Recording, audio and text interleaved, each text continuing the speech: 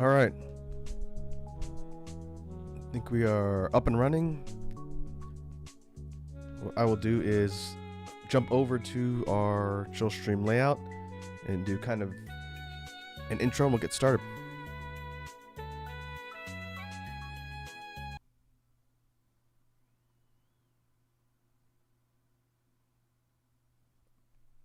All right, I think we're good here. Let me turn on the BGM.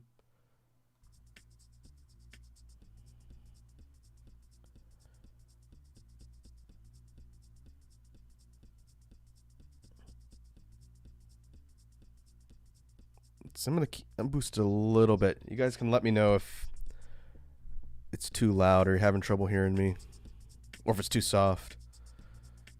This is going to be the first time I've used a couple of tracks from the BGM list on one of these chill streams, but they're pretty close to the same volume as far as the files. So I'll leave it here, and if we need to adjust it, we can adjust it.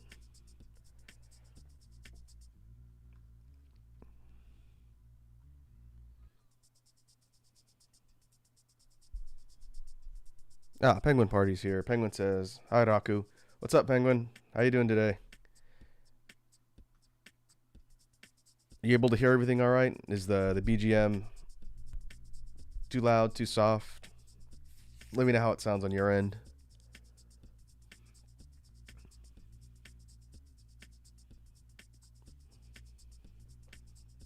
Again, I know it's a little bit earlier, so are you on your way to work?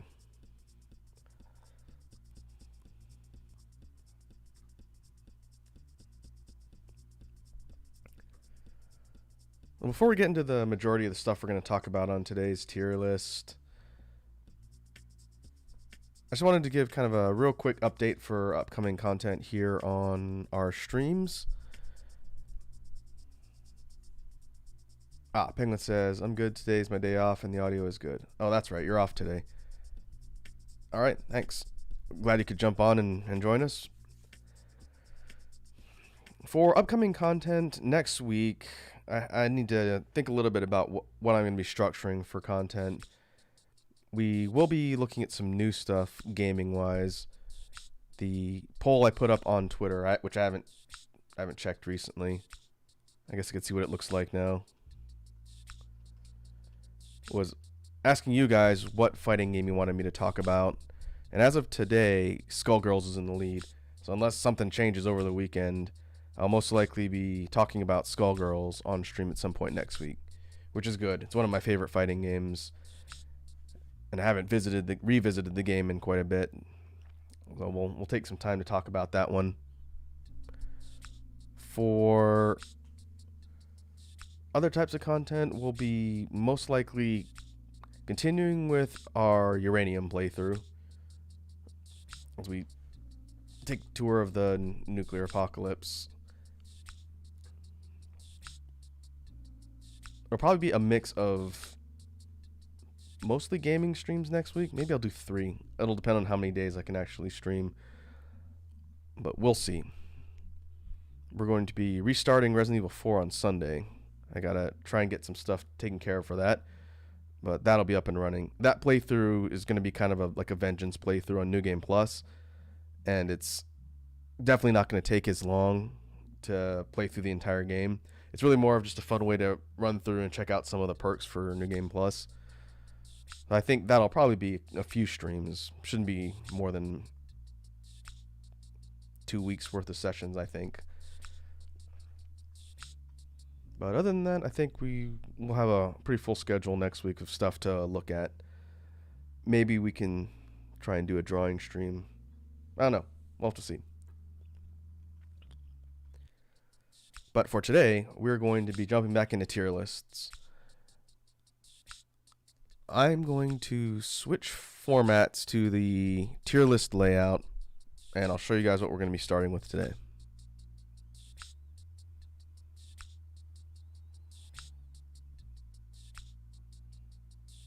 Okay. I'm in presentation mode here, so you guys won't see any sort of header or title on the tier list itself. But the first thing we're going to be doing is this particular tier list. I've got a few of them queued up. We'll just see how long it takes to get through each. But we are starting with 80s movies. And I wanted to do by decade, so the next one that I pulled, if we get to it, is a 90s one. And I've got a couple more up front, or in line for later. But I dug around on the tier list site for a bit. This isn't an all-inclusive list of things that came out in the 80s. There's some things on here that I'm kind of disappointed weren't included. But as far as getting a good spread for general big, well-known movies from the 80s, I think this will be a good place to start. And I've seen the majority of the ones on here. I haven't seen them all. In fact, before we even get into ranking stuff, we've got tiers from S at the top all the way to D at the bottom, and then we haven't seen here for all the stuff that I haven't seen. So let's see. Let's separate all the stuff that I haven't watched, just to shrink the list down. Untouchables, I have not seen. I've heard of it, haven't seen it. Let's see, this one right here, I can't read the title. Oh, this is Goonies, isn't it? What I'll be doing for the sake of research here, not all of these images have the title on them, unfortunately. So if I can't figure it out, then I'll just try and look it up on Google.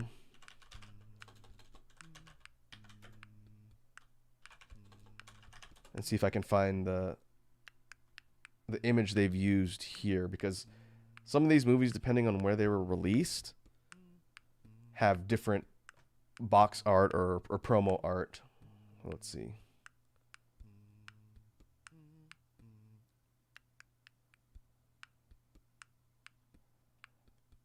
Yeah, there it is. The Goonies. You can kind of see it at the bottom. It's cut off, though. That's what this one is. Seen that one. Let's see. Raging Bull, I have not seen. Definitely heard about it. Fast Times at Ridgemont High, I also have not seen.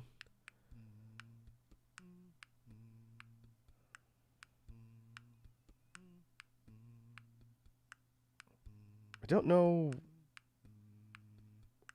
this one based on the art. And again, it's cut off, so I can't tell what it is. If anybody here who's seen a lot of movies recognizes some of the art that I'm putting down here in the haven't seen list, let me know so I can at least figure out what movie it is.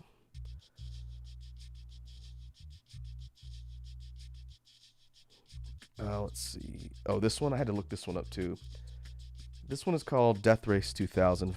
It's one of the older Stallone movies. This particular article I found said it came out in the 70s, though, so I don't know why it's on the 80s list, but I haven't seen it, so it's going there. I think that's it. As we go through the list, if there's anything else that I haven't seen, then I'll mention it.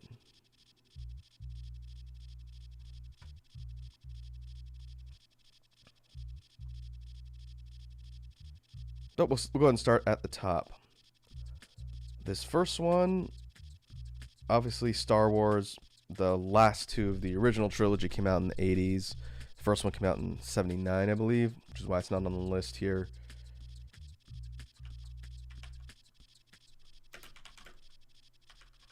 Let me see. I was just looking at this earlier, and I didn't keep my tab open.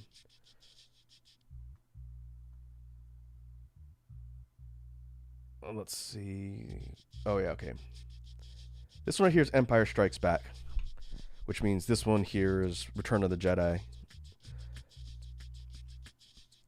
And it's interesting because they're not the first results when it comes to the movie promo art. So I had actually scroll through Google a little bit just to find one that lines up. So this one should be Empire Strikes Back. That's a good movie. Let's go up here on S tier. I kind of go back and forth about which of the original trilogy are my absolute favorite. Kind of depends on my mood. It'd probably be kind of a toss-up between Empire Strikes Back and Return of the Jedi. Both are really good, but they're both different moods when it comes to movies. As far as impact and crazy things that people experience for the first time probably goes to Empire Strikes Back, just because of some of the big reveals that everybody knows now. But at the time, for people who were just getting into the Star Wars franchise with the original movie coming out a few years prior, Empire probably is a bit more culturally significant. But then you have Return wrapping up the original trilogy. So I don't know. I couldn't say I like one more than the other. Just depends.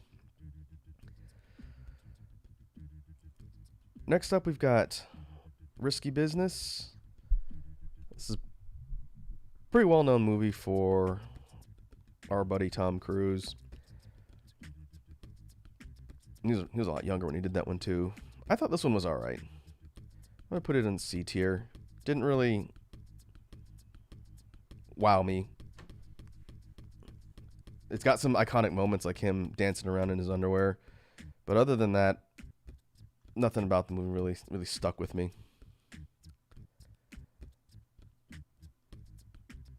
Next up, we've got Indiana Jones. Now, I don't know if all three of them are on here.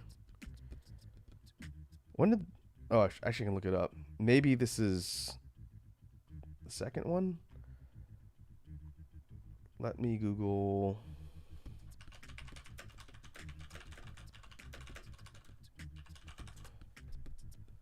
I think the first Indiana Jones was in late 70s. Let me see if I can find this particular box art. It's so small I can't tell who's on the cover.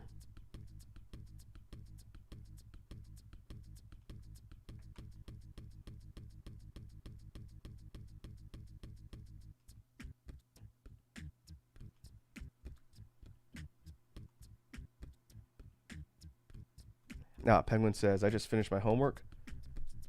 Ah, good for you, man. Way to be ahead of the game. It's good not to be stuck doing homework over the weekend. All right, the art for Temple of Doom is different because it has the side characters on it from what I've seen.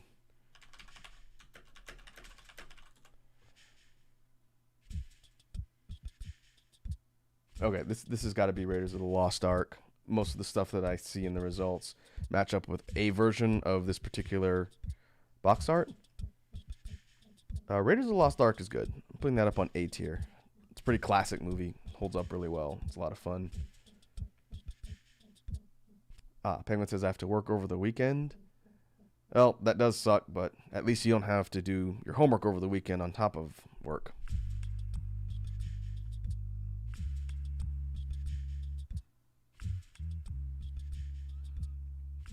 Now, looking at the list, I see The Last Crusade down here, the third movie of the Indiana Jones trilogy, but I don't see Temple of Doom on here. Again, this is just kind of a sampling of big movies that came out in the 80s, but I don't see the second Indiana Jones movie, which is weird. Unfortunate, because that one's good too. I'll probably put Temple of Doom, if it was here to rank, maybe high B tier. I don't know if it's necessarily as good as Raiders, but it's close. Maybe B tier, and then Last Crusade would be on B tier as well. They're both good movies. The trilogy for Indiana Jones is pretty solid. I have some thoughts about the fourth one that came out a lot later, but that's not on the list here. For the record, I don't think the fourth one was horrible, but it is kind of a weird story choice. Okay, let's move on. Next one, this is 16 Candles. I had to make sure, just based on the art, because you can't see the title. This one is one of like the teen drama movies. There's a whole bunch of them from that era. I always thought these were alright. Didn't really relate to them too much at the time, and I have not seen them super recently to see if they still hold up. I'd put 16 Candles down here. And Breakfast Club is on here too, I think. Yeah, it's over here. That's probably going to rank a little bit higher. It's interesting characters. Penguin says 16 Candles is my mom's favorite movie. Well, that's cool. That makes me feel old.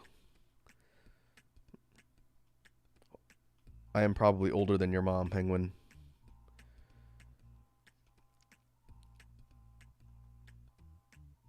All right, moving on. We do have horror movies in the mix here. Again, this is kind of a sampling. It's a little bit all over the place, and there's a lot of stuff here that I would have included. But this is Nightmare on Elm Street. This is the first of the Freddy movies. And I haven't seen this one in a while. I know there's a billion of them, and I haven't seen all the entries in the series. But I'm going to put it up on high C tier. It definitely did a lot to move the whole horror genre forward and give it kind of a new approach to kind of the style, and with Freddy as an antagonist, kind of introduced the more self-aware and over-the-top horror villains as opposed to kind of the more serious ones. So I put Nightmare on Elm Street down here. He definitely helped cement the character as an iconic figure in pop culture too, which I think is pretty significant. Next up, we've got Big. This was a very young Tom Hanks way back in the day. Big was pretty good. I'm going to put Big up here on C tier, higher C tier. Penguin says at least it isn't the sequel. Are you talking about Nightmare on Elm Street? I have no idea how the future installments go because I've only seen them here or there. And there's, like 10 of them? But yeah, a horror movie list wouldn't be too bad. I haven't seen a ton of horror, but a lot of the horror movies I've seen came out in the 80s and 90s versus newer stuff. That might be something to look at. We'll see. But yeah, Big was good. It's pretty interesting and kind of a fun movie. Novel premise. I'm gonna put it down here. I guess I'll put it kind of tied with Nightmare on Elm Street. They're just very different movies, so I don't know if I'd rank one over the other so much. But we'll leave it there. Next up, we got the other Star Wars movie from the 80s. This is Return of the Jedi. I'm putting that one up here on S tier as well, alongside Empire. Again, I go back and forth about which one I like more, kind of depending on my mood. But I think they're both very culturally significant and good, so we'll go up at the top.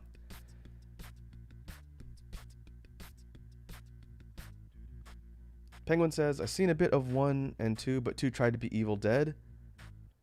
Are you talking about the Nightmare on Elm Street, the sequel?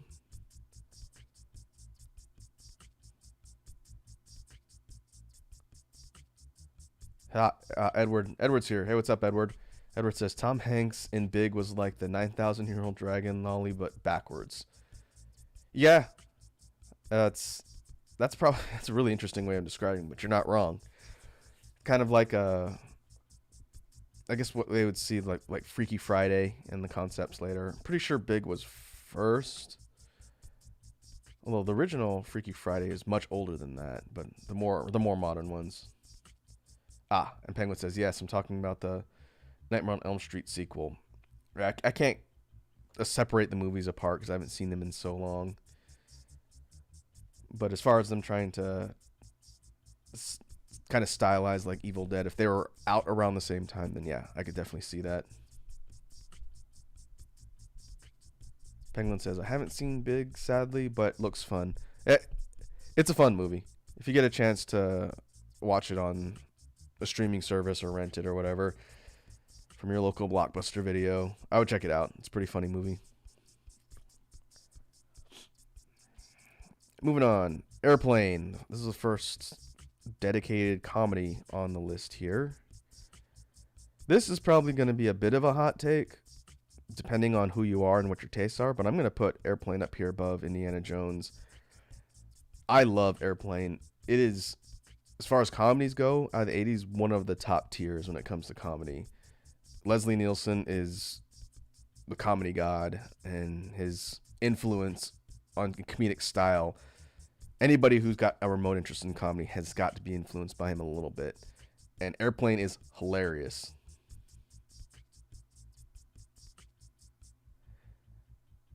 Some of the jokes you probably couldn't tell now just because of like cancel culture and people being really PC, but it's one of my favorite movies when it comes to comedies. I love Airplane. It's so quotable and funny. If you haven't seen it, you definitely should. Edward says, wasn't the first Elm Street sequel an allegory for being gay or something? So that'd be the second of the Nightmare on Elm Street movies? I don't know.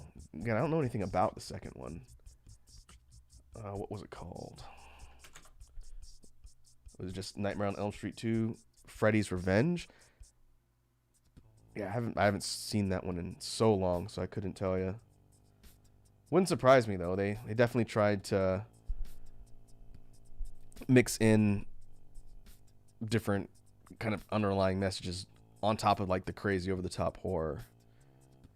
Penguin says, I haven't seen all of Airplane, but it's hilarious. And Edward says, like my men, sips coffee.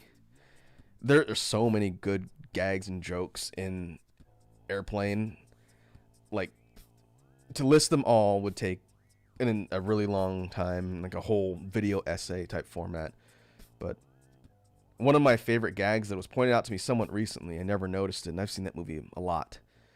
There's a running gag throughout the entirety of Airplane where every time they show a shot of the jetliner flying through the sky, when they cut away to like a shot of just the plane flying through the air, you can hear it making noise, and it's making a prop plane, like a propeller-based plane noise every time you hear it. And they cut to it several times throughout the movie, and it's one of the most subtle jokes ever because it's a commercial jetliner, right, with a jet engine. But they've got, when they show a shot, you can hear it making propeller noises like it's one of those multi-prop planes. It's so subtle, but I never picked up on that. It's hilarious.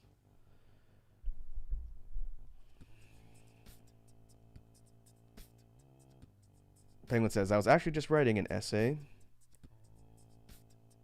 and we've got a friend in the chat.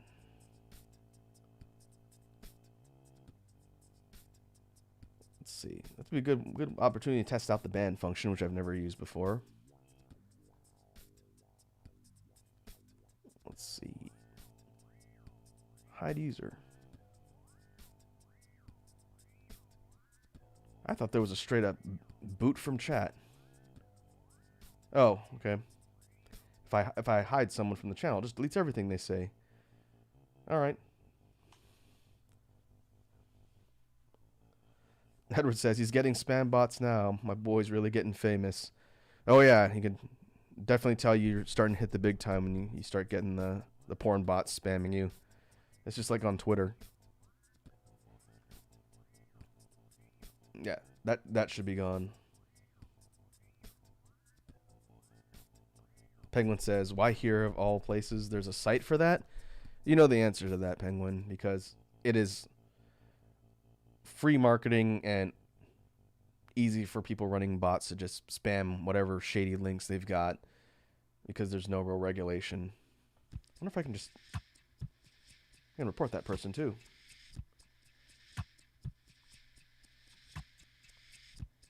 Be gone. We're talking about Airplane.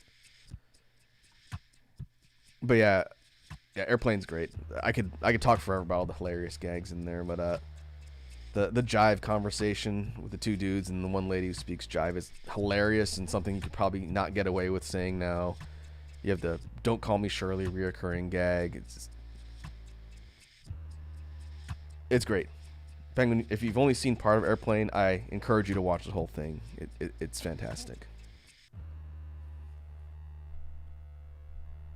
Penguin says, true. Also, YouTube likes the money brought in. Yeah, that's one thing that is a little bit annoying. You'd still have similar issues on Twitch. I think they'd be more strict with like those kind of scam bots, but then you get things like the harassment bots that people are getting raided.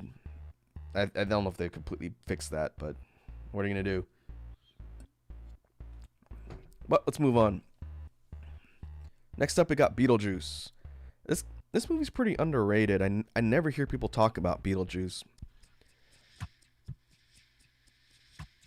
I did watch the animated show way back in the day, which was also pretty good. But the movie itself, I'm putting up here on B tier. It's very weird and quirky, but it's entertaining. And that's Michael Keaton as Beetlejuice, the Batman himself. And Winona Ryder, she plays Lydia. It's such a weird movie, but it's pretty creative and interesting. Good Halloween movie. If you haven't seen Beetlejuice, definitely check it out. Penguin says, I actually bought an old movie today, Mel Brooks' Blazing Saddles. I think we've talked about Brooksian humor before on our streams. We'll get to that in the 90s. In fact, there's some criminal omissions here on the list talking about Brooks movies that make me incredibly sad. There's no Spaceballs on here, and that makes me very, very sad. But Blazing Saddles is fantastic. It's so funny. You want to talk about a movie you couldn't make now because of cancel culture. You couldn't make Blazing Saddles, but the humor holds up pretty well. It's great. You're going to have to let me know what you think of Blazing Saddles after you watch it, Penguin. If you like Brooksian humor, then you'll enjoy it. I can't imagine anyone who understands that type of movie get mad at it because, again, it's comedy. But that's a whole nother argument. Penguin says, Beetlejuice is S tier for me. My mom and I have so many conversations about that movie. Plus I quote it every once in a while. Yeah, nice freaking model. Honk honk. Edward says, I saw Blazing Saddles somewhat recently. Bruh.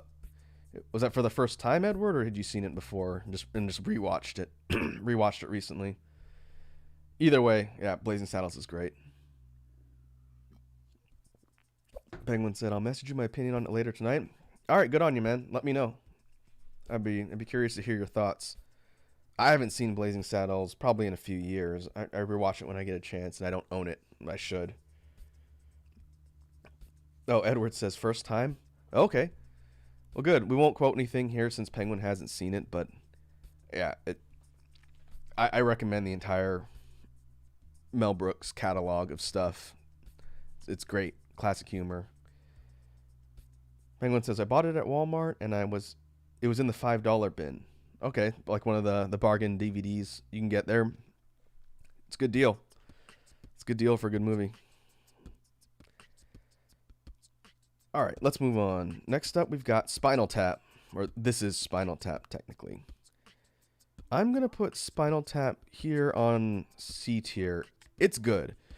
As far as satire and comedies go, for kind of parodying the over-the-top 80s rock scene, Spinal Tap's pretty funny.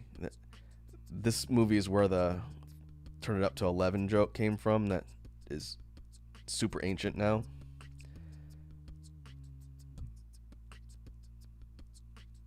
Yeah, Spinal Tap's, it's a little bit more tongue-in-cheek than something like a Brooks film, but it's very obviously a satire. It's good. It's worth watching.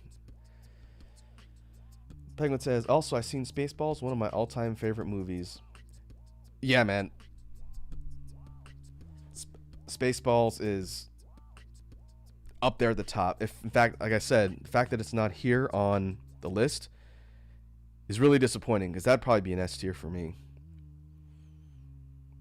It's so funny. The jokes in Spaceballs are on another level when it comes to humor, and it's just constant. The whole movie, it's just constant gags, like one after another in rapid fire.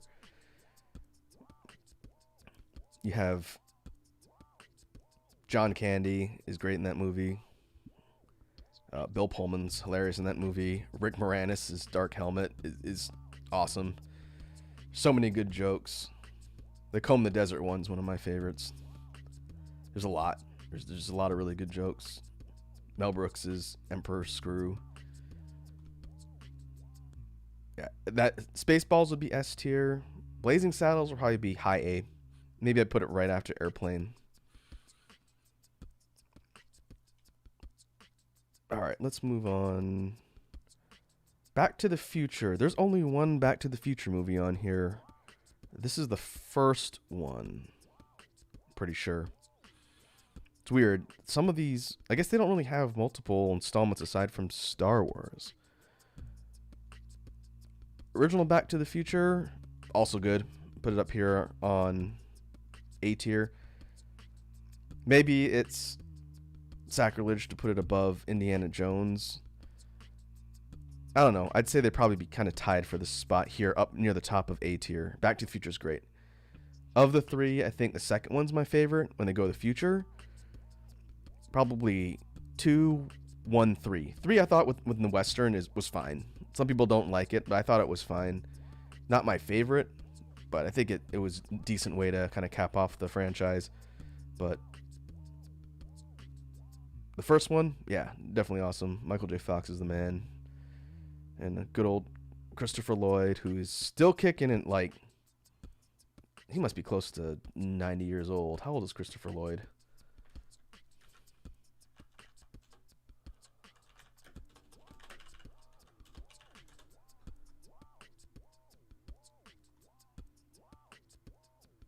'83.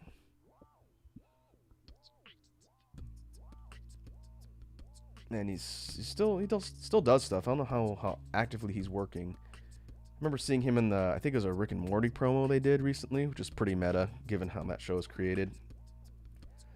Penguin says, I like Back to the Future. It isn't my personal favorite. I'd personally put it on low A or high B. Yeah, that's fair. It kind of depends on what your frame of reference is. The idea of time travel and all that stuff is pretty interesting when the way they applied it in that movie.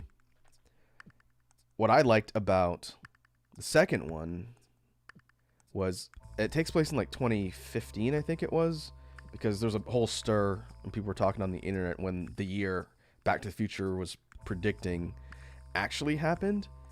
And then everyone was kind of memeing on the fact that, you know, we didn't have flying cars or self-lacing shoes or air-conditioned clothing or anything in I think it was 2015.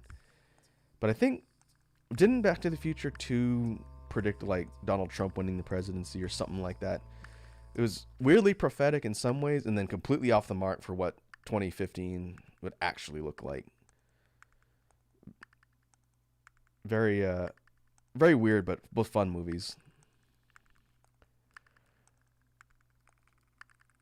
All right, next up we've got Goonies. We were able to figure out that based on the box art, that's what this is. I'm going to put Goonies on high B tier. The sort of kids adventure genre would kind of be fleshed out more in the 80s. You had things like Goonies, Stand By Me, even E.T. to some extent is kind of in that realm. But Goonies is a fun movie. It holds up pretty well today, I think. It's a good one to revisit every once in a while. So I put it up here on high B tier.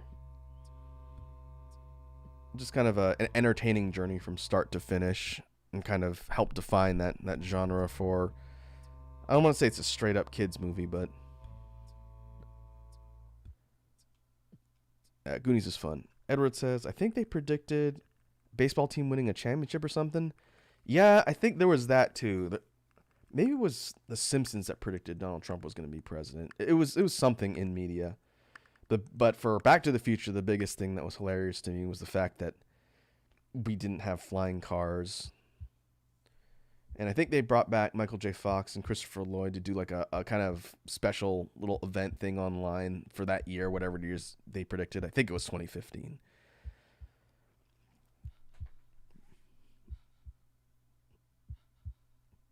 But yeah, good stuff. So Goonies up here on B tier. Penguin says, I watched Goonies back when I was in the 2nd grade. People kept saying I would be scared of it, but I wasn't. Yeah, Goonies gets kind of intense. It's not like a horror movie by any means. It's really more of just kind of an adventure movie. But yeah, that's a good one. Next up, we've got Ferris Bueller's Day Off. This was also a pretty fun one. I don't know, I guess it'd be a comedy. It'd be a comedy movie with good old Matthew Broderick, a young, very young Matthew Broderick. I'm going to put Ferris Bueller's Day Off up here on B tier. Kind of torn on whether I like it more or less than Beetlejuice because they're so different as far as movies. But we'll put it up here on high B tier. It's pretty entertaining and it holds up pretty well. There's a lot of iconic moments and fun parts from Ferris Bueller's Day Off.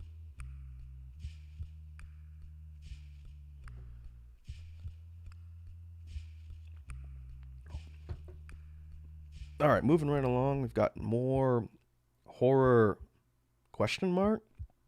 Gremlins, the first Gremlins movie.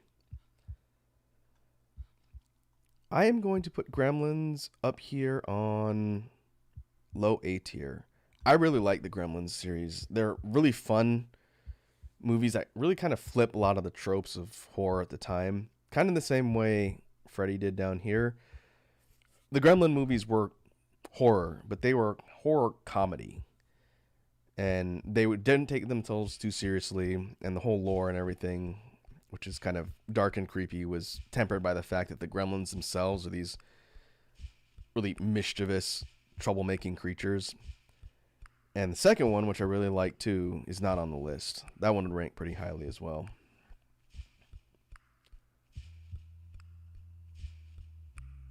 Penguin says, that movie is hilarious. Still laugh at the phone call scene, and I agree with your placement of Day Off. Okay. Yeah, I don't know. Some people might put Day Off higher, but I think it slots in pretty well here on B tier. Penguin says, sadly never seen Gremlins. Oh, you should, man. Gremlins is a very entertaining movie. Watch the first one and then watch the second one when you get a chance, because they're a little bit similar, but the second one is more over the top to me.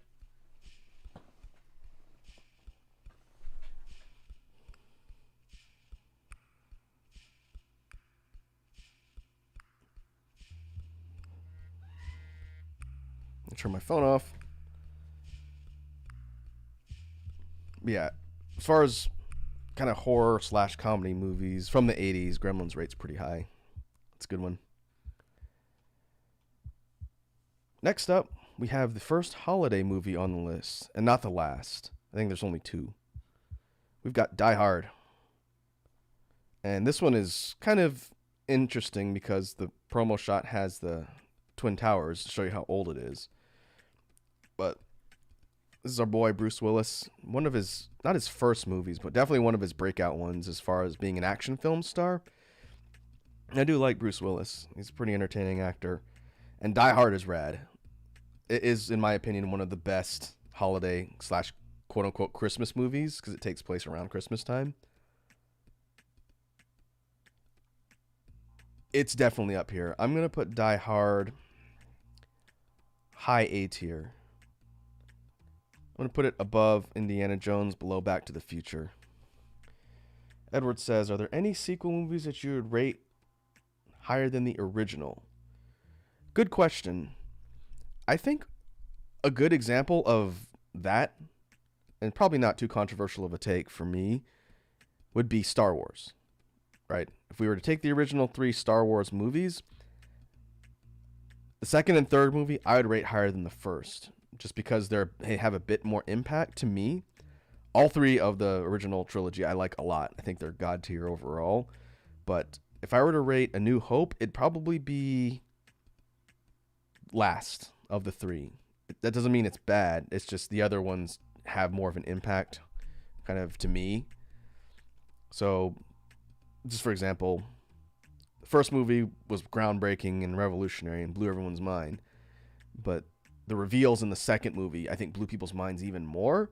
So that's why I would rate Empire higher than the first one, just in the order. Penguin says, I've never seen Die Hard or played the arcade game, despite my arcade having it.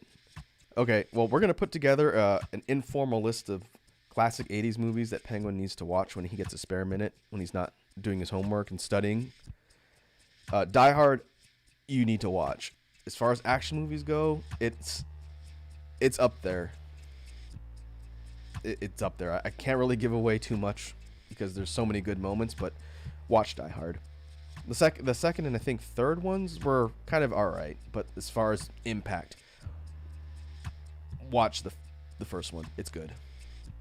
And then Penguin says, "What about Army of Darkness over the original Evil Dead?" Yeah, to Edward's point about sequels, I'd rank higher than the originals. Army of Darkness is one of my favorite movies of all time. I think I've mentioned that before. It's like top 2 for me. And it's not on the list. 2 of my all-time favorite movies are not in the list here. Army of Darkness and Big Trouble in Little China. And that is criminal to not have them be here. But only one Evil Dead is here, and it's the first one. And Army of Darkness is the third Evil Dead movie. To me, it's my favorite. I'd probably go Army of Darkness, Evil Dead 2, then Evil Dead 1. So backwards. But yeah, that's a good example of rating sequels in a series higher than the original. Because sometimes the original is really more of a prototype idea, and then the later sequels or iterations build upon that idea and do it better. Not in every case, obviously, but in some, you just get more of a full entertainment package out of the stuff that came after the prototype. Doesn't mean the original is bad. Just means later ones were kind of more of a significant experience. But yeah, again, this is not an all-inclusive list. There's a lot of stuff on here that's just missing that I think would be good to include. But we'll go ahead and move on. Next up is Breakfast Club. Of the teen movies, I think this one was more relatable to me than 16 Candles. So I'm going to put Breakfast Club over here on C tier. It's a good movie. It's got a lot of really interesting moments and interesting characters. But to me, doesn't necessarily scrape up in the upper list just for me personally. Some people would probably put Breakfast Club up here on S. It's a good movie. It's not too super high on my list compared to some of these other ones.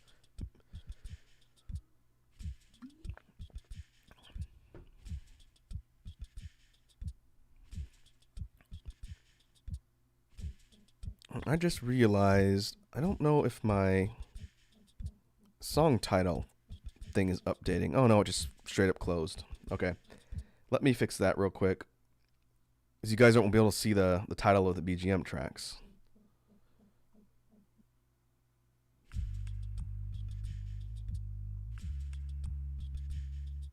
There it goes. Alright. Let me know if you see it get stuck again.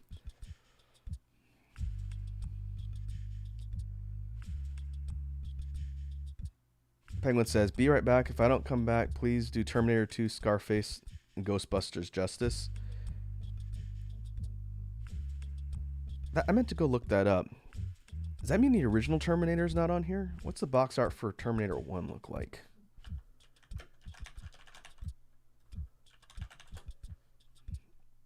Okay, this is the original. Terminator 2 Judgment Day is not on here, which is bad because that would be up here too, probably high A tier.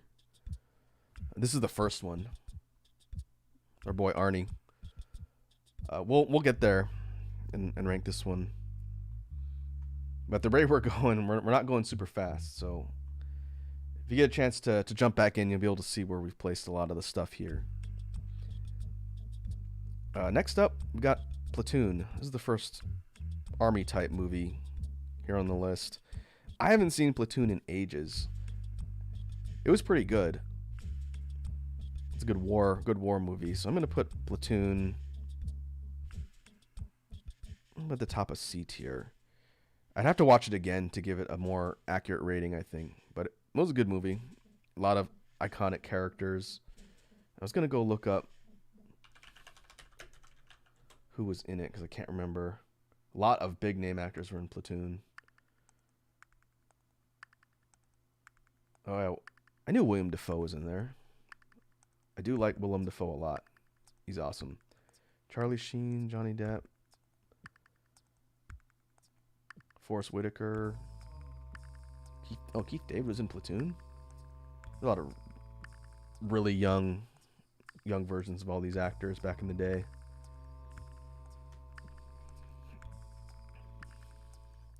Yeah, we'll put Platoon up here in high C. It's gonna probably round out the upper end of that tier list. Next up, our second holiday movie of the list here, we've got Christmas Story. Christmas Story is also really funny. That's a good one. I'm going to put Christmas Story... I'm going to put that on high C tier under Platoon. As far as holiday movies go, I'm not really a big holiday movie guy. If I had to choose a holiday movie to watch, it would probably either be Die Hard or Home Alone. Third place would go to Christmas Story. That being said, it's not one I watch fairly frequently. It's a bit older in kind of aesthetic and style, but still pretty funny. I think most people have seen this on TV or seen it running around the holidays, and it's a good time to sit down and watch. I definitely would err more towards the side of comedy or action up here when it comes to holiday movies.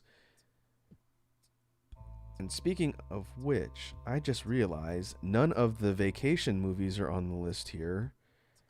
And that is a travesty, because the Chevy Chase vacation movies are up there with Airplane as far as comedy goes, and the fact that they're not here is bad.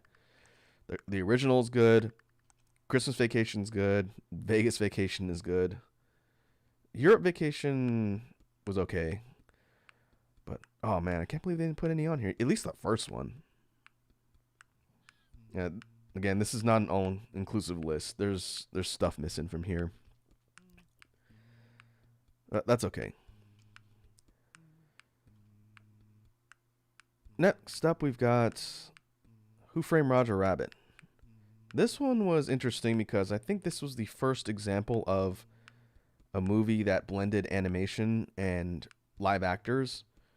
They would do it later on with things like Cool World and much later with Space Jam, but I'm pretty sure the first time they did that in a fully fleshed out movie was Roger Rabbit. It was pretty groundbreaking for the time and pretty entertaining too. I like Who Framed Roger Rabbit. I'm going to put that one up here. Let's see, we'll put this one low B tier. Edward says, doesn't look like this list has any sequels. It does, but it's not consistent. So obviously we have Star Wars entries 5 and 6, and then we have Indiana Jones entry 3, but not 2. It's kind of sporadic. And then there's nothing for Back to the Future. There's nothing for Gremlins. There's nothing for Nightmare on Elm Street. No Friday the 13th either. Yeah, again, it's kind of a weird sampling, but not inclusive. So they've got some sequels, but not a lot. Like no Ghostbusters 2, no Alien. Well, Alien 1 was in the 70s. And Alien 3 was in the 90s, so I guess we're fine here. No sequels to Karate Kid. Or Evil Dead, for that matter.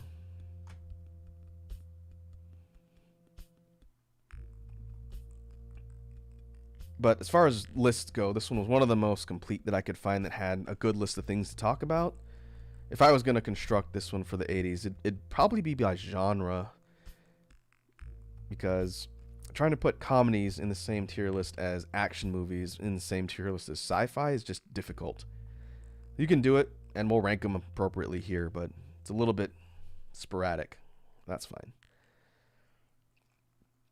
Let's move on. Next up, we've got another movie featuring everybody's favorite character, Tom Cruise. Because Tom Cruise is essentially a character nowadays. We got Top Gun. This movie, I feel like, kind of has a nostalgia factor for a lot of people. But when you go back and watch it nowadays, Top Gun to me doesn't seem like an upper tier movie overall. It's got some cool moments in it, but they're kind of framed around a kind of mid-tier movie, in my opinion. It's got a big cast, and the characters are alright, the story's okay, but to me it doesn't hold up as good. To me, the best parts of Top Gun were the dogfighting scenes where they're in the fighter jets, and was it the Russians they're fighting, I think, when they're out there with the fighters and all the dogfight scenes. That's the best part of the movie. It's like that and Danger Zone by Kenny Loggins. To me, that alone doesn't keep the movie super high up on the list. So I'm going to put Top Gun, put it down here above Risky Business, because to me it's more interesting than Risky Business. The best moments to me are more fun. Risky Business is probably the better constructed movie as far as story and characters go.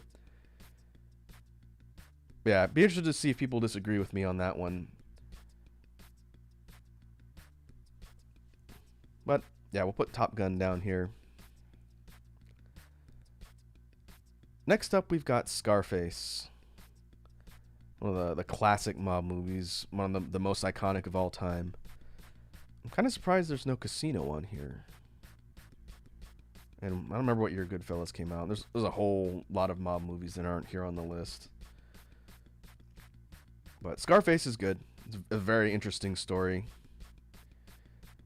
I'm going to put Scarface up here on high B tier, just because I'm not a big mob movie guy.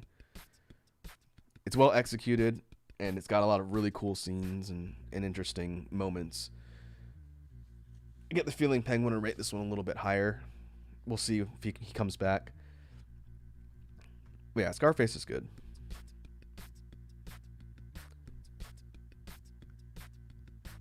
Next up, we've got The Terminator, the first one. Again, no sequels. The original Terminator, kind of one of the big roles for Arnie. Not his breakout role by any means. In fact, is that the only Schwarzenegger movie on the list?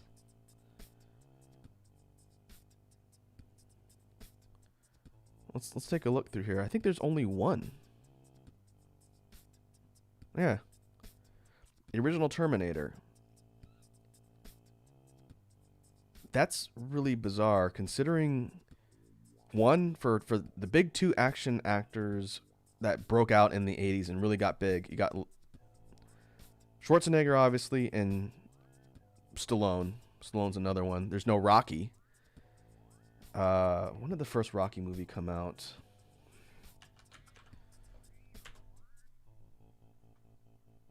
That could have been late 70s. Rocky was 76. Rocky 2 was 79. Rocky 3 was 82. So there's no Rocky 3. That was one with Mr. T as Clubber Lang. That's a good one. And then Rocky 4 had to be mid-80s, right?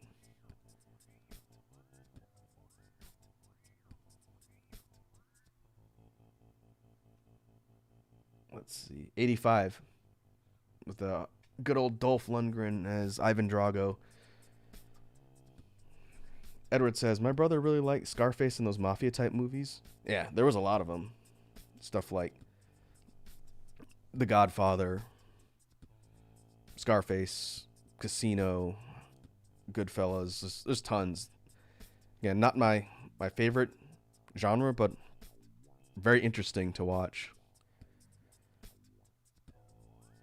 But yeah, going back to Arnie movies, Terminator is one of his most well-known iconic roles, but there's no Conan the Barbarian, there's no Predator, there's no Commando.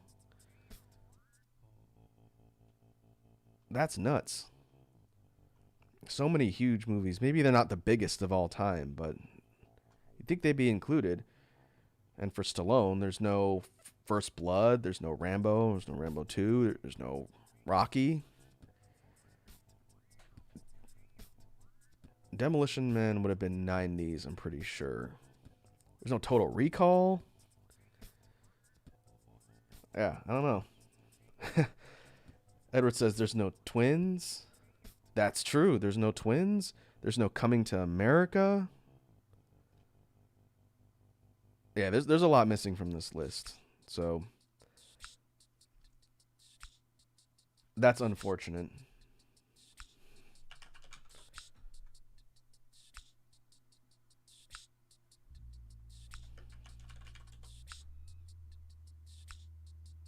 What year did Twins come out? 88? There's nothing here featuring our boy Danny that I can see. There's no Batman. Huh. Yeah, I guess we could talk at length about some of the iconic 80s movies that aren't here.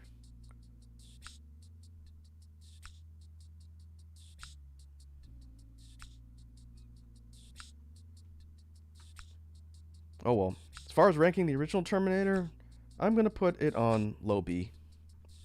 It's pretty good. Terminator 2 would probably be up here near the top of A. That's a really good movie. Then the series kind of slid downhill after that, in my opinion. They made, what, 5 of them now? 4 or 5 Terminator movies across the 30 years or whatever since they came out. The original's good. I think the sequel, you want to talk about sequels rating higher. The sequel kind of took it to another level, in my opinion. But it ain't here.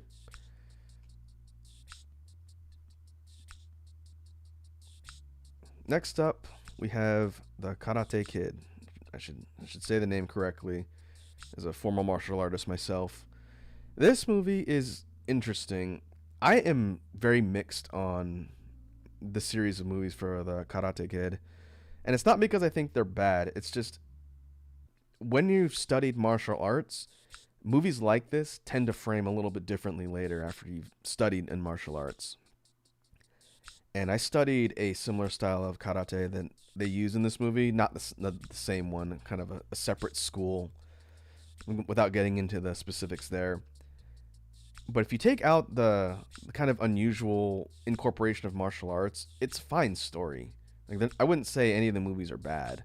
They're good stories. But as far as them being faithful to the ideas of martial arts, I'm kind of mixed.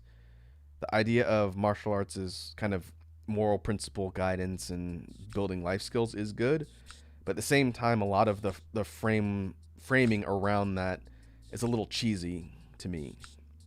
So I'm going to put the first one here on C tier. The second one and third one would probably be around the same. Now, the more recent Netflix show Cobra Kai that builds off of the lore and universe of the stuff from the 80s with the original cast, like Ralph Macchio and everyone else, Cobra Kai does a lot better job of incorporating kind of the idea and philosophy of martial arts and kind of how people can either use or misuse the principles of martial arts. And it does it in a lot more of an interesting and respectful manner than the old 80s movies.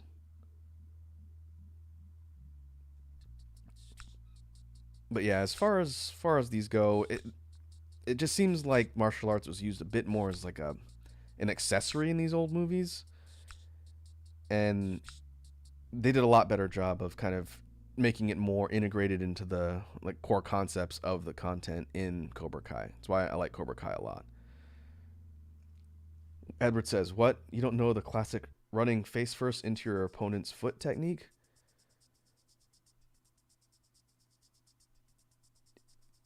Yeah, yeah, definitely. I don't know. It's weird. Everyone's gonna have different opinions on where to put this one, but I think it's a little bit different if you actually have a martial arts background. There's good moments though. Sweep the leg. All right, moving right along. We've got Aliens. This is the second of the original Aliens trilogy, and the first Aliens movie, which came out in the late 70s, might have been 79, very end of the decade. The original Alien is, for all intents and purposes, it's a slasher film. It's a slasher film in space, and the killer is an alien being instead of someone with a knife. And the original Alien is great. It's suspenseful. It's very atmospheric. Sigourney Weaver is awesome. She kicks butt. The characters are all interesting, and the story is also very intricate in setting up kind of the universe for the whole xenomorph and what would later be incorporated with the Predators. And definitely kind of blazed a trail for horror / suspense thriller type movies. Aliens, the sequel, is a bit more straightforward, like an action movie. It builds on a bit more of the lore, and you get to see more of the xenomorphs because there's more than one. And you get introduction of things like the Queen and everything else. But overall, Aliens is just a fun movie. It's one of my all-time favorites. Top 5, I would say. So I'm putting Aliens up here on S tier. I watch that movie usually at least a couple times a year consistently. It's got lots of really fun characters, really quotable lines. Again, Sigourney Weaver is awesome. You have Bill Paxton as Hudson, who's a goofball. You have just a lot of really interesting characters. Of course, Lance Henriksen comes back. He's Bishop. You see a bit more of his character across the series as well. But yeah, Aliens, such a fun movie. If Penguin was still here, I would be very vocally telling him, if he hasn't seen it, to watch it, because it's such an experience. Alien 3, which again came out later, I think in the 90s, to me was not as good. It was different. It was kind of more of a drama type movie, but it wasn't fun. It was really dark and kind of depressing. It wasn't bad, just to me didn't really have as much punch as the first two. And then Aliens 4, or Alien Resurrection, was pretty bad. But it was so cheesy and self-aware, it knew it was bad, so I don't know how you'd really slot that in. And then other things within the universe that would come much later. Prometheus is kind of like a pseudo-prequel to the series. Prometheus was pretty meh. I thought that movie was going to be a lot better. And then I haven't seen Covenant, the last one that came out, which I heard was okay. But yeah, Aliens ranks very highly for me. It's one of my favorite movies. Next up, we got Ghostbusters. And I want to say, is that video game box art? I don't know if that's the actual promo art for the movie. Maybe it is. I could have sworn the cast was on there. Yeah, I think this is from the video game. One of the video games. The original promo art had, well, 3 of the 4 dudes. Unfortunately, as Ernie Hudson did not get on the cover.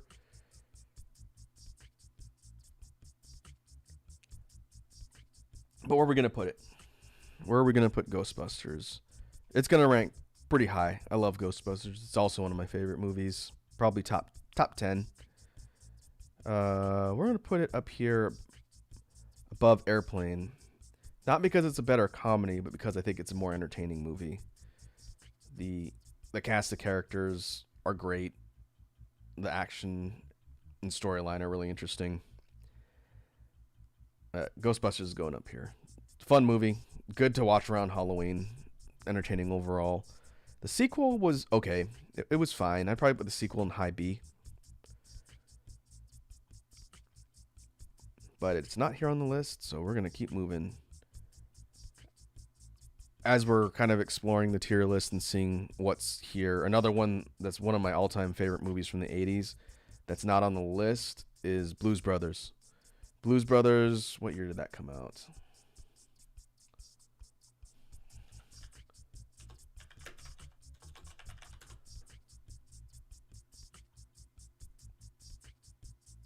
Oh, 1980 on the dot. Okay, very beginning. So it's still qualified for the list here. But Blues Brothers would be up here probably on S tier as well. I freaking love that movie. It's so funny. It's essentially a musical. Well, not being a musical. That Dan Aykroyd, John Belushi. There's so many awesome moments in Blues Brothers. I can't believe it's not on the list. Criminal. Next up, let's see. This one I believe is Blade Runner. Recognize the art for it. Let me double check.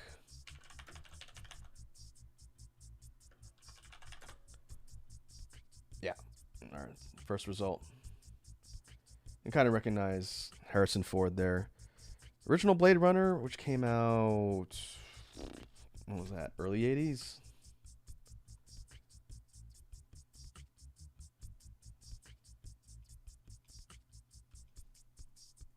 Let me ask the Googles. 82.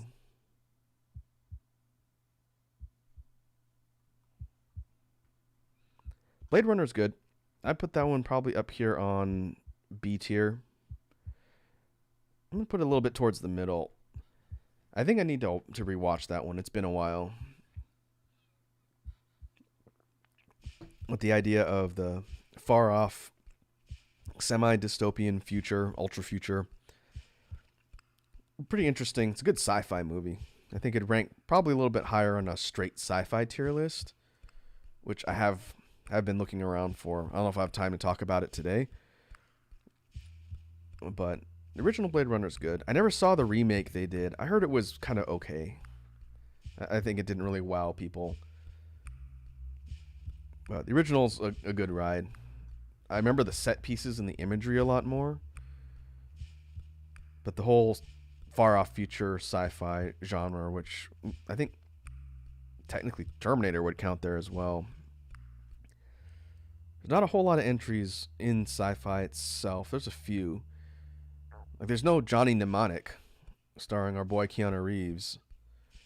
And that's a shame. That's a good movie too. I wouldn't say it's a groundbreaking film, but it's very entertaining. Kind of a Matrix type movie before the Matrix. I haven't watched that one in a while. We'll continue to move on. Next up, we've got Poltergeist. Another horror movie. Poltergeist is pretty good. It's one of my favorites when it comes to horror. I'm going to put Poltergeist at the top of B tier. This one, I think they made 2. This movie has an interesting kind of story and lore around it. If you've never seen Poltergeist, I won't go into any spoilers. I kind of wanted to ask Penguin if he's seen this one as well. But it's an interesting take at horror.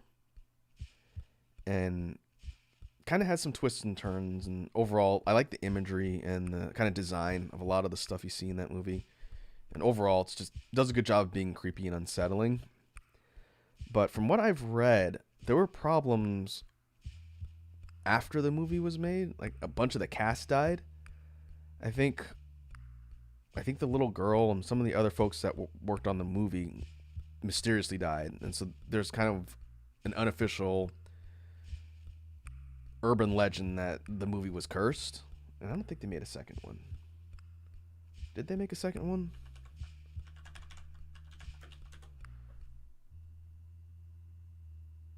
They did in 86. According to Wikipedia, Poltergeist 2: The Other Side. I haven't seen that.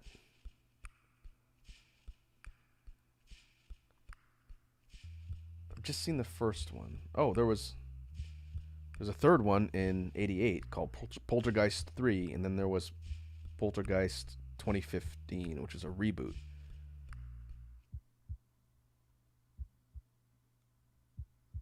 The original came out in 82, so early 80s.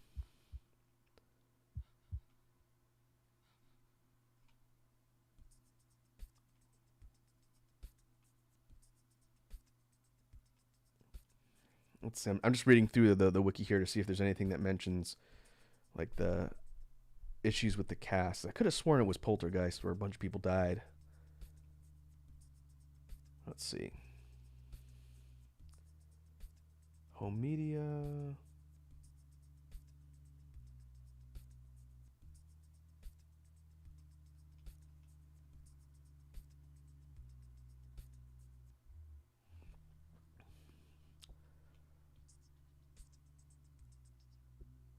Huh.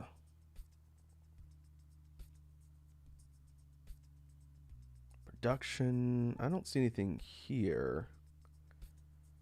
I don't know. Maybe I'm mistaken. I'm thinking of a different movie series.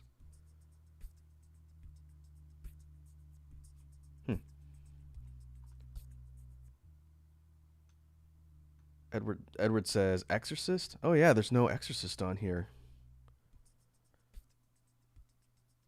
Yeah, that'd be a good one too.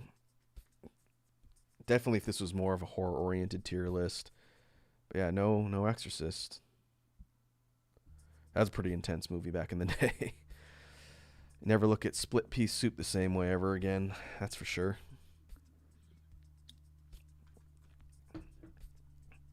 All right, let's move on. Next up, Stand By Me.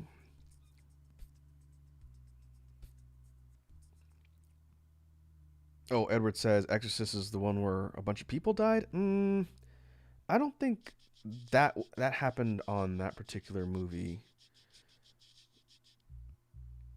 Let me see. I'm gonna take a look because I can't remember if anybody major associated with that one died. Let me look it up. I don't remember what year that came out.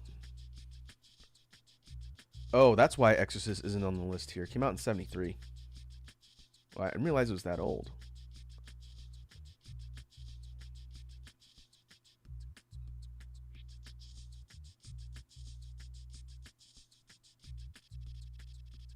Yeah, they didn't make a sequel.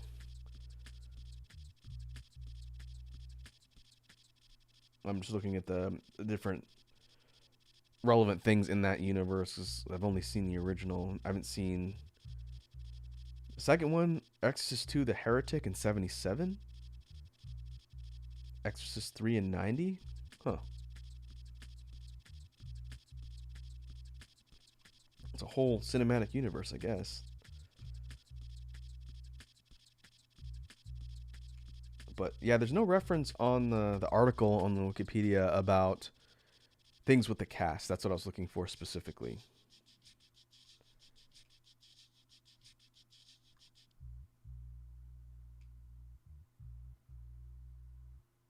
Let me jump over to the... Well, this is the novel.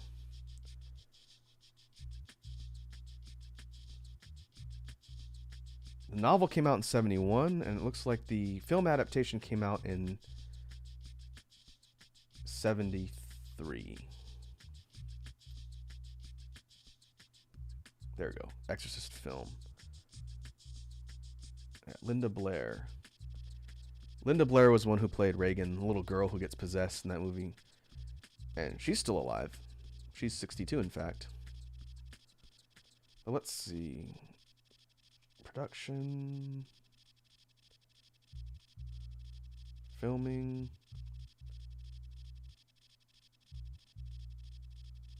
Theatrical run. Controversy. Legal stuff. Yeah, just skimming through the wiki article, I don't think there were any crew-related deaths on that one. I don't know. Maybe I'm wrong. I could have sworn it was Poltergeist. I guess I'd have to look it up. But getting back to Stand By Me, this one's another kind of adventure, semi-horror-ish movie. That was Kiefer Sutherland, right? And the nerd pope himself, Will Wheaton. I'm going to put Stand By Me up here on C tier. To me, it's not quite as iconic as the Goonies. Still a good movie. Yeah, maybe I'll put it... Yeah, I'll leave it here. It's not one I've really revisited recently. We'll put it down here. Definitely worth checking out.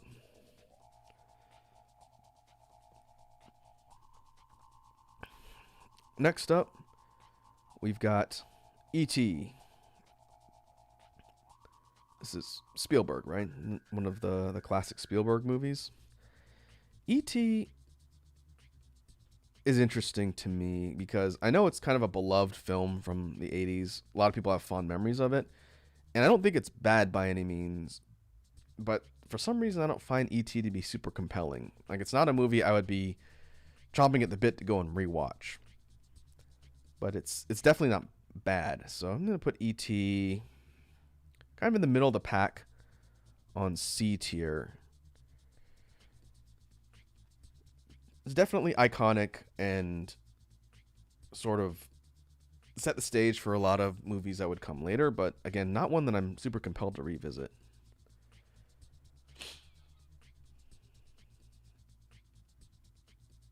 Edward says, from what I remember, Stand By Me is like It, Stephen King movie or series, but instead of Pennywise, they just have the bullies. Like, there's no actual supernatural stuff or horror in Stand By Me, right? Isn't they just going to go find a dead body? But I think the cast is probably better. I never really was super into the original cast of characters from It.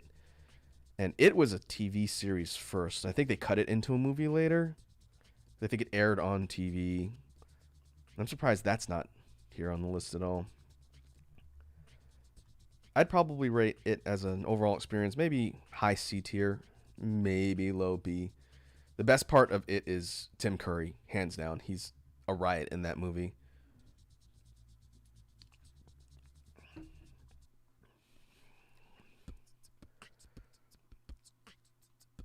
But we'll go ahead and move on.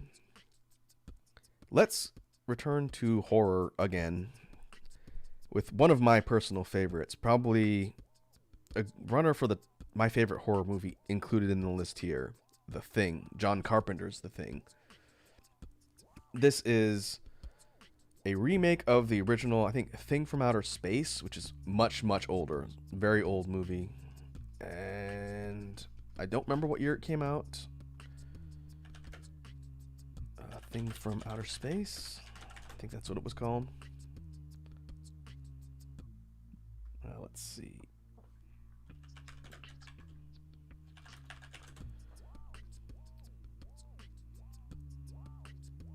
Okay, 82 is when John Carpenter's one came out. Based on 1938 novel Who Goes There? Oh, 1951, The Thing from Another World. I was close.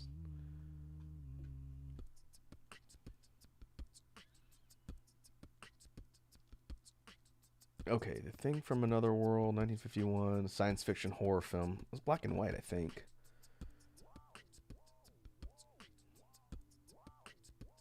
I have not seen the original Thing from Another World from 1951. That's like 2 years before I was born.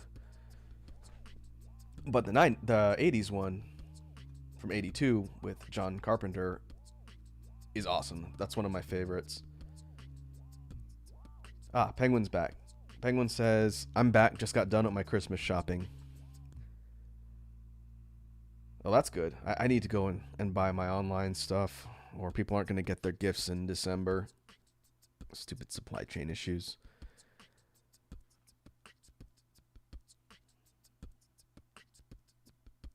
And Edward says, hi, back. I'm Dad.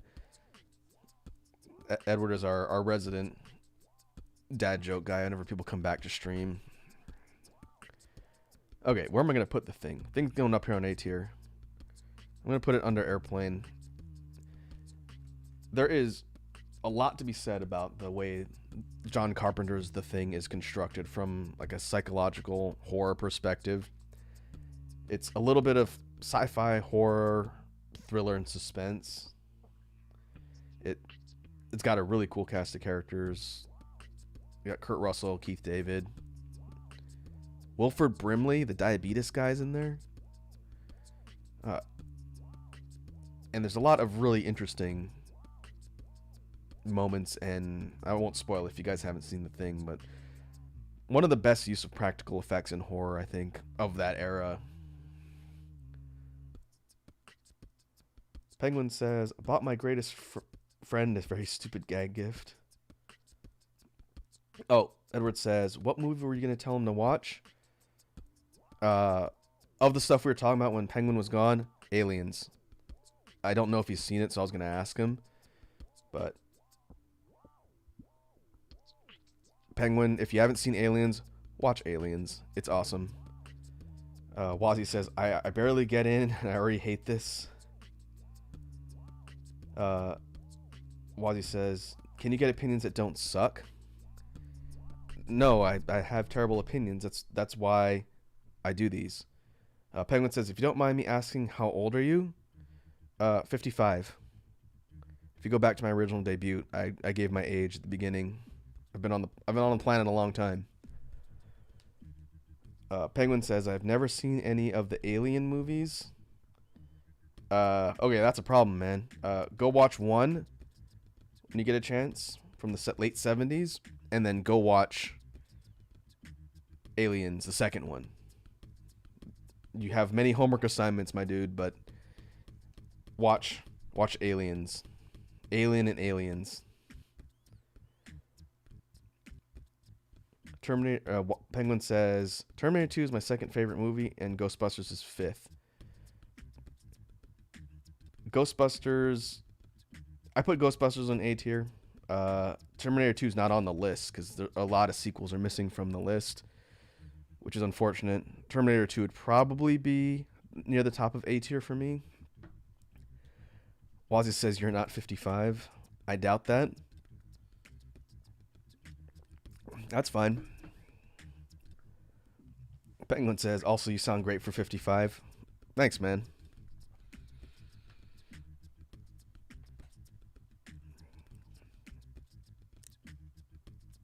All right. We had a bit of a sidebar. I was Googling a bunch of stuff to look up. But our last entry placed the thing pretty high. And also, since Wazzy jumped on and is causing trouble already, if you have any disagreements about what stuff is placed on the list here, Wazzy, I'd be interested to hear your opinions. Because, again, we've been working on this thing for a little bit. So if you think stuff for you personally will be moved around, let the chat know, because I'd be really interested to hear where you would rank some of the stuff on here.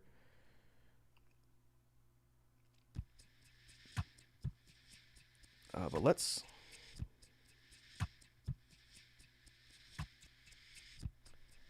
Okay, Penguin says, also, do you ever plan on getting a Stream Labs for anyone wanting to donate? Stream Labs, right? I know you said lads, but Stream Labs. For YouTube specifically, and I've never used Streamlabs. I use just regular OBS whenever I'm streaming for stuff. I've never tried to do that for YouTube, and I don't know if you can. But for donations and monetary stuff, I can't do that on YouTube until I'm eligible for monetization. And then things like super chats can be enabled. So I can't do anything with that until I'm eligible for monetization. It's a long-term goal. I'd like to be able to do that, but I don't qualify for it at the moment. The YouTube partner monetization requirements, which I've talked about before, are a little bit difficult because they changed it like 5 years ago, and you need 1,000 subscribers and 10,000 watched hours in order to qualify for that. So it's going to be a little while since I haven't been doing this for very long. But thanks for asking. Okay. Chats. Let me jump back here. Wazzy says, first of all, Ferris Bueller needs to be higher. Yeah, I don't know. Again, Ferris Bueller's Day Off is a good movie, but it's not one I go back to frequently. I have it kind of here towards the middle of B tier, just because to me it's, again, not one of my personal favorites, but it's a good movie. Wazzy said, let's see. Edward says, if you want to give him money, you can buy his albums from Bandcamp or for your chosen price. That's true. I don't really plug it too often here, but if you guys want to actually throw money at me for whatever reason, you have the ability to buy my stuff on Bandcamp. My BGM tracks are made there for free, so you're not required to pay anything, but you could if you wanted. Let's see.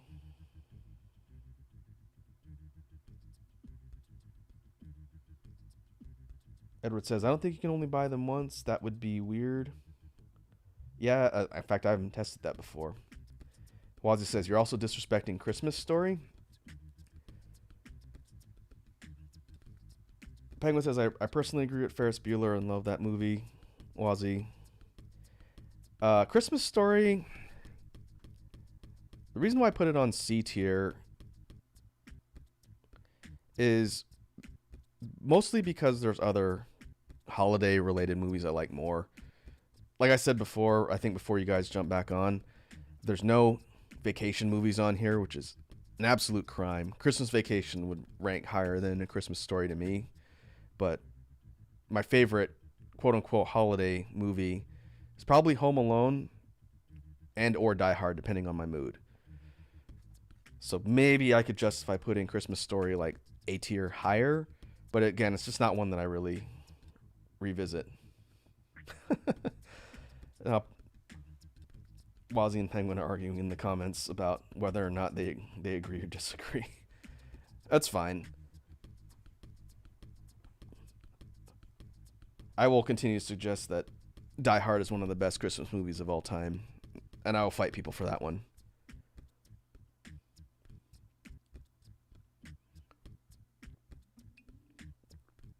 Edward says, I agree with everyone about everything. I like every movie. Unless it's a movie you don't like, then I don't like it. That's right. We have no disagreements here on the internet. Everybody's right and everybody's wrong. Before we move on to... This is Caddyshack down here. Before we move on to Caddyshack, I'm going to go refill my water bottle real quick. You guys can argue amongst yourselves about where you'd put stuff in the tier list for like a minute. So I will be right back.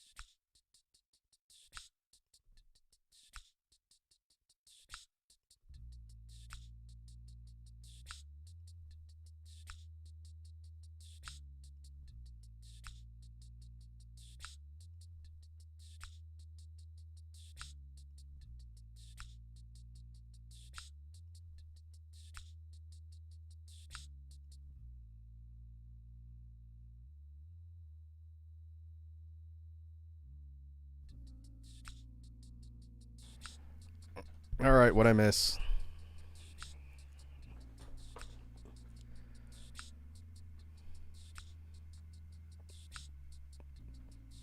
All right, let me jump back in chat and catch up here. Penguin said, my personal favorite Christmas movie is Jingle All the Way. Okay. That one is 90s, right? That one's not on the list. Walty says, Edward, how can we fight if you don't have a strong opinion about mundane things? Then Wazzy has Raku Factu Time. Uh-oh. Penguin asks, do you like Walking with Dinosaurs from 2013? Edward says, oh god. Wazzy says, Raku once ate a quail egg? Oh, Edward says he hasn't seen Walking with Dinosaurs. Wazzy says, Raku has 3 scars from a can opener. I have 1 scar that was the result of a tomato slicer. You guys have heard that story already. Oh, Penguin says, that's my all-time least favorite film. It's so bad. I've never heard of Walking with Dinosaurs. Penguin says, riddle me this. What gets shorter as it gets older? Wazzy says, Raku can do 100 push-ups, but they need to be 20 minutes apart for each one. That's not untrue. Penguin says, nobody can escape the king of conundrum.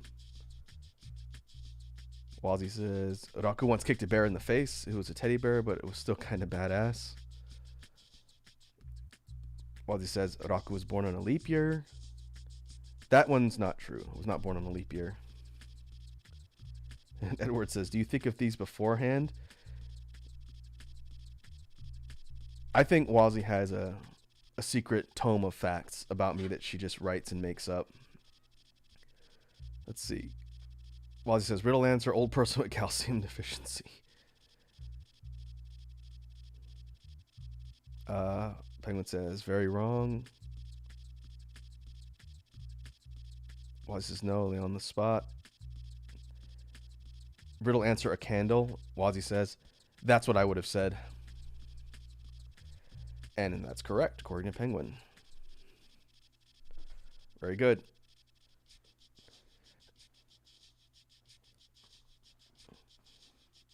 Since Wazzy answered correctly, then you have to go follow her on Twitch and subscribe on YouTube. And subscribe to Spooky Sushi.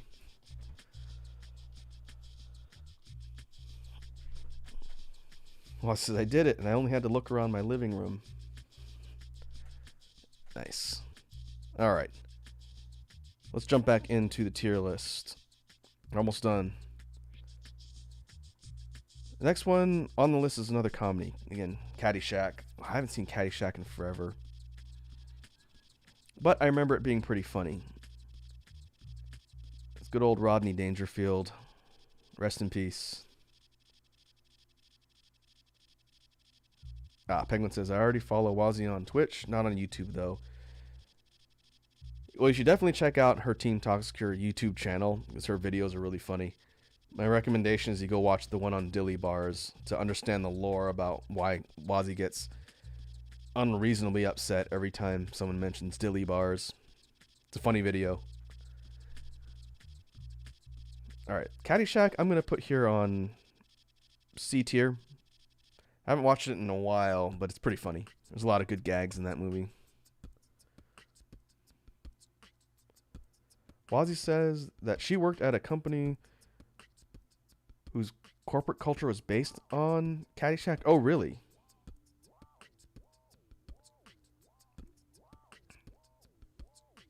Wazzy also tells me that I should not be promoting her content on my stream.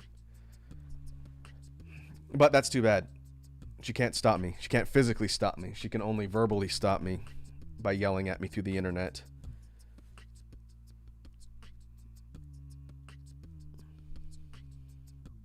But too bad. Go subscribe to Team Toxicure. And watch Wazzy's 200k special video for a rad trick. And a preview of her upcoming hug pillow. Alright, let's move on. Talking about the weird lack of sequels or inconsistency with sequels on the tier list, we've got Indiana Jones and the Last Crusade, featuring Sean Connery, who also died recently, I think. Wazzy says they had Caddyshack posters and the stupid gopher mascot. Oh, interesting. What kind of company was it?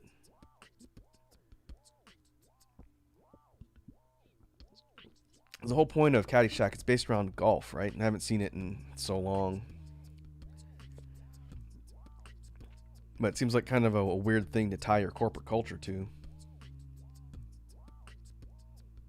Penguin says, also forgot to mention I bought the first 2 Mortal Kombat movies and Mortal Kombat Legacy TV show. Well, he says, oh man, Mortal Kombat. So the first Mortal Kombat movie from the 90s is pretty good. For video game adaptations, it's good. It's a fun movie. It's got some funny moments. The second one, Mortal Kombat Annihilation, I'm not going to say too much about that one, Penguin, because you haven't seen it, but you need to report back to me after you watch that one, because that is a discussion. The second Mortal Kombat movie is in a discussion and a half, and I don't want to spoil it. So when you watch it, you let me know, because we could talk about that one. It is a radically different experience compared to the first one. Alright, we're going to put the third Indiana Jones movie. I'm going to put it on low B tier. I think it's probably my least favorite of the original three. Raiders probably the first, and Temple of Doom, and Last Crusade is fine, but not really as iconic. So good, but not outstanding, I guess. Oh, Wazzy says it was an HVAC and securities company place. Interesting.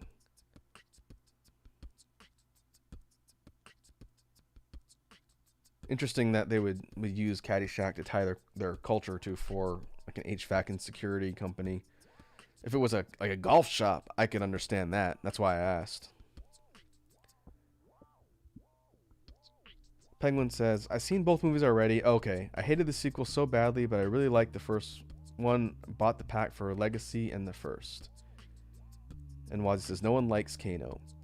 Yeah, but the movies set up Kano as the established character, you know, with the Australian accent, that would become canon in the games up till now. And it turns out, I learned this from the Super Best Friends way back, but apparently the actor who played Kano in the movies wasn't actually Australian. He was British, but he faked his accent on his resumes to get the job or something. And then I think ultimately he might have committed suicide, but they would adopt the idea that the Kano character would be Australian. He's been Australian for like the last 5 games. But okay, so Penguin has seen Mortal Kombat Annihilation. That movie is god-awful. It's so bad. And it's not just plot-wise. It's the effects, everything about it. It's just so phoned in and bad. Like, I feel bad for Robin, Shu, and everyone else that was involved with that one. Penguin says, I like Kano. Stryker is still my all-time favorite Mortal Kombat character. Oh, really?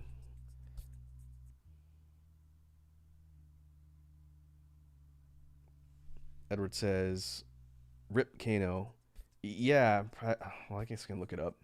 Pretty sure that actor died. Let's see. I don't remember his name, though, is the problem. 95.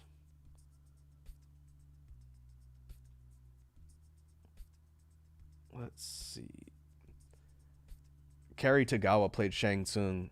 That guy's awesome. He usually plays the bad guy in movies, but he was awesome as Shang Tsung. Robin Shu as Liu Kang. All right. Trevor Goddard as Kano.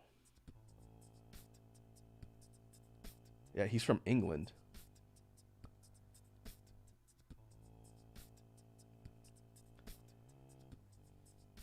In 2003, the actor who played Kano was found dead in his home in LA. He died from a drug overdose, and it was ruled to be accidental. Okay, so he didn't kill himself. He accidentally OD'd.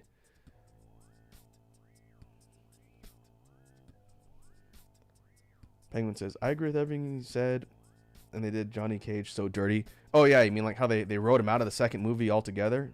Like they had him get his neck snapped in the first scene? Wazzy says, I like the 90s cartoon Combat Time Sonya. The cartoon was really cheesy.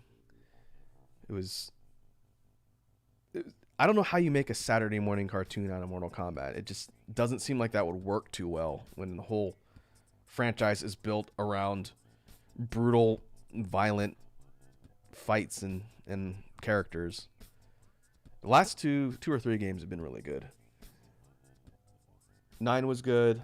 X or 10 was good. 11 was good. Edward says, the best character from MK is Mocap. Not Meat? You don't like the guy who's just like a big walking meat puppet? That was from... what was before Deadly Alliance? I haven't played. There was a whole slew of Mortal Kombat games before 9 that I never played, but they had like the massive cast of like 50 characters, but they were all pretty kind of generic. Su Hao was another one that people like to meme. He was the like Chinese robot general guy. What a bad character. Wazzy says mocap. Penguin says, same Wazzy, it wasn't the best, but also the Cabal episode and it featured Stryker. He's talking about the animated series. Oh, Armageddon. Okay, I think Edward's got it. I think, yeah, Armageddon was one of those ones that had a big roster of just characters from the series, and they were all kind of just meh. The series stalled around that time, didn't come back till 9. And from 9 on up, it's been good. Penguin says, MK9 and X are my personal favorite games in this series. Stryker and Aaron Black are my mains. Oh, nice. I really liked the Alien and Predator from X. They were fun. I played a bit of that one competitively for a little while. Then I stopped.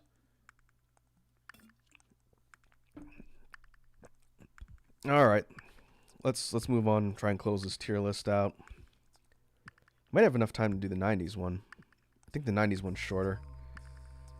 But next up, we've got Princess Bride. Princess Bride, can't remember what year that came out. That's Rob Reiner film, right? Starring the man, the myth, the legend, Carrie Ellis and Robin Wright. Princess Bride is a classic movie. If you've never seen The Princess Bride, then that is a homework assignment for you guys in chat that are maybe a little younger. Princess Bride is going up here on top of A tier. This one's going to edge out Ghostbusters for me a little bit. A very, very interesting movie with a lot of twists and turns. And interesting characters more than anything else. You got Mandy Patinkin as Inigo Montoya. You got Andre the Freaking Giant in there as well. Billy Crystal. It's a good movie. I can't really talk too much about it without spoiling it, but if you haven't seen Princess Bride, you should. It's a classic.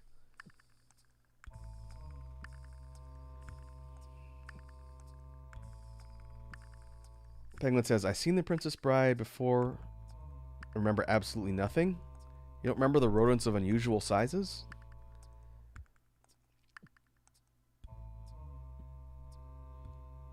Let's see. Edward said, it also had that generic kickboxer guy who looked like not Ryu from Street Fighter. Oh, you're talking about Mortal Kombat Armageddon? You talking about Cobra? Cobra was one of the, like, boxer type martial arts guys who could have been replaced by any other martial arts guy. And Wazzy says, finally a good opinion. I have yet to encounter someone who didn't like Princess Bride.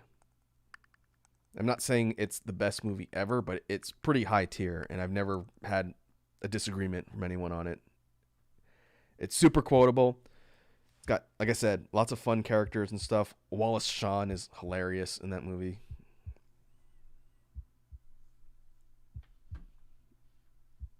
He teaches you why you should never bet against the Sicilian when death is on the line. Okay, Penguin confirms Cobra. Yeah, I think that's what I was thinking of as well. But yeah, Princess Bride, top tier. Really good movie. Next up, Evil Dead. Going by second to last horror film, I guess, technically. The first Evil Dead, which I talked about before, I would not rate as highly as the later installments. So I'm going to put the first Evil Dead down here at the bottom of C tier. It was good, and definitely from like a low budget B movie standpoint for horror, it was good. It's just 2 was better to me. And then 3, Evil Dead 3 or Army of Darkness, which is one of my favorites, is even better than that as far as entertainment goes. But they don't have sequels for everything on here, because I'd probably put 1 here. 2 would be probably near the top of C tier, and Army of Darkness would be up here on S tier. It's one of my favorite movies. Like we were talking about before, there's so many of my all-time favorite movies from the 80s. They're just not here at all. S tier for me would probably look something like Big Trouble in Little China, then Army of Darkness, then probably Aliens. The Star Wars movies would be up there on S tier. They'd be a bit lower though. Blues Brothers would be up there. Let's see. Predator would be probably A tier. Rocky 4 would be up there. Rocky 3 would be somewhere in the middle. There's a lot. There's a lot here that's not included. Back to the Future 2 would be probably up near top of A tier. 3 would be further down in B.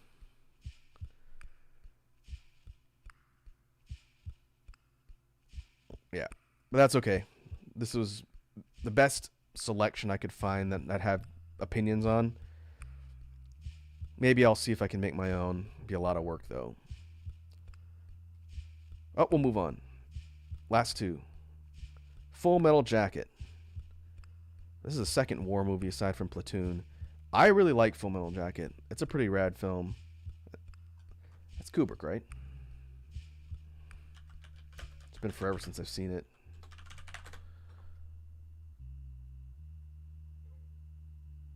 Came out in 87. Yep. Directed and produced by Stanley Kubrick. The first part of the movie is very different from the second half. It's almost like two movies kind of woven together. The first, probably more iconic sets of scenes are all about, I think, the Marines, right? They're going through boot camp and getting abused by their drill instructor, who's probably got the most memorable quotes and everything from the movie.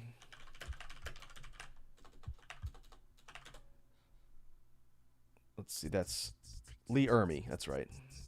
Ronald Lee Ermey, or R. Lee Ermey, plays the drill instructor, and he died in 2018, well, not too long ago. He's great. R. Lee Ermey is great in that movie. He's such an intense character. And then you had Vincent D'Onofrio as Gomer Pyle, right? Yeah, young Vincent D'Onofrio. Oh, Adam Baldwin was in that movie later. That's right. So you have the first half, which is all this crazy stuff that happens in the boot camp and all the stuff that plays out, and then the second half is them actually in the war. This is, what war is it? Vietnam War. That's right. It's a good movie. Walsey says, or Penguin says, I've seen most of Full Metal Jacket. I love the drill sergeant. He's hilarious. Yeah, it's pretty good. Walsey says, some of us weren't even born yet when these movies came out. And we have another friend in chat who is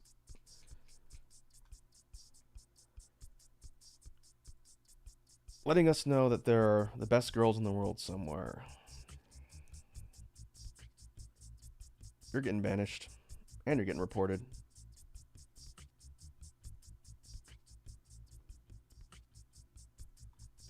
Be gone. Wazzy says, Rocco, your first spam bot. Congratulations. We had a similar bot from this website. It was a different bot that was spamming earlier on in the stream, Wazzy. It was technically the second one. But yeah, on the train to legitimacy.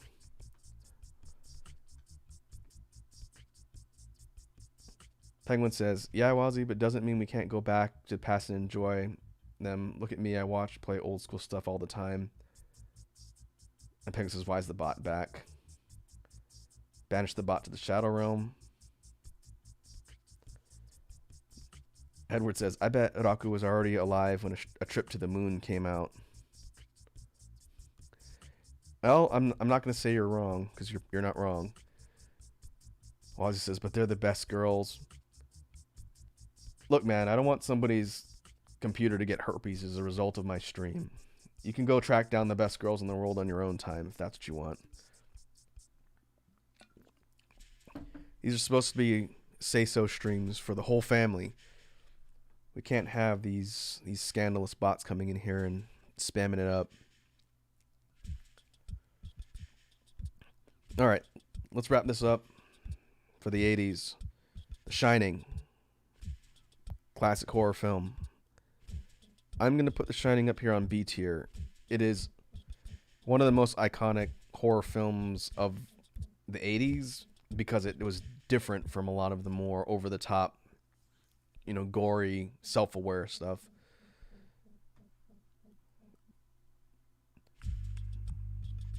But it's definitely an experience. So if you've never seen The Shining, you should check it out. I won't spoil anything here. Let's see what year it came out. Oh, 1980 on the dot. Okay. And that's right. It was directed by Kubrick, based on Stephen King's novel. Jack Nicholson plays the main character, Jack Torrance. Oh, that's his name, Torrance. And Shelley Duvall is his wife. Shelley Duvall's awesome in that movie. She sells it really hard.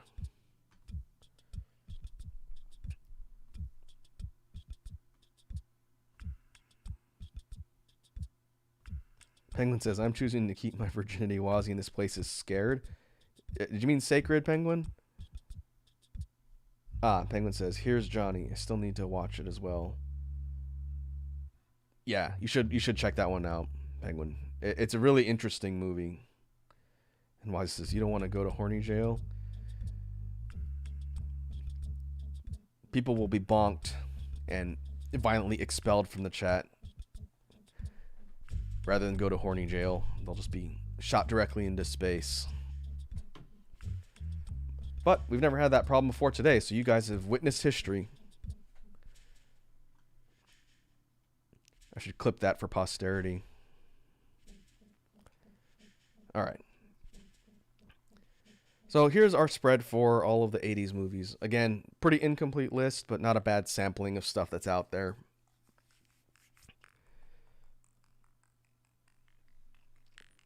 Maybe in the future I can look at doing an 80s action movie tier list if that exists.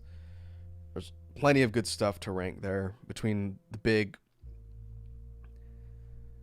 Hollywood stars like Arnold or Stallone. You have a ton of martial arts movies and stuff that didn't even make the list here. You have the somewhat storied legacy of JCVD, Jean-Claude Van Damme. He didn't even make the list. There's a lot.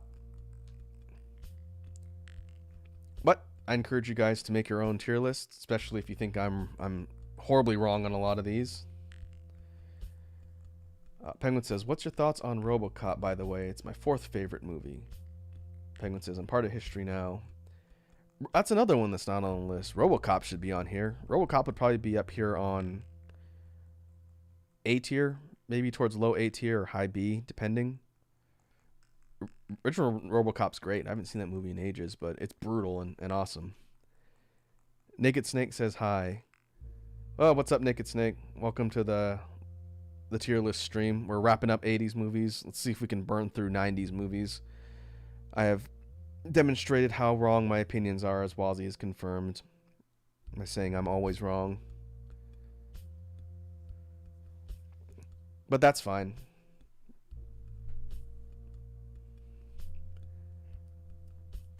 I don't mind being wrong. So let's jump over to the 90s one. Penguin says, go to opinion jail, Wazzy.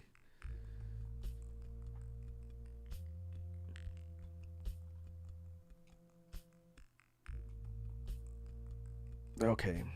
90s movies tier list. Go in presentation mode.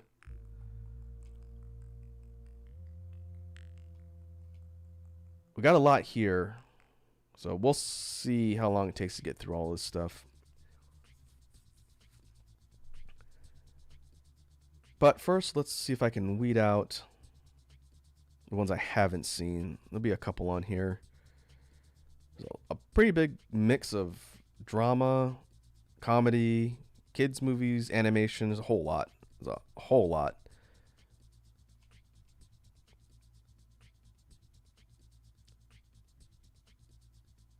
Why he says go to celibate jail? I thought it said Celebrity Jail at first. I think Celebrity Jail would actually be worse. Naked Snake says Goofy movie is S tier. Yeah, we'll get there. So let me see. This is 10 things I hate about you. Forget the number. Haven't seen it. I'm going to put all the stuff I haven't seen into its own tier and thin this out a little bit. Let's see. There's not going to be a whole lot. Newsies?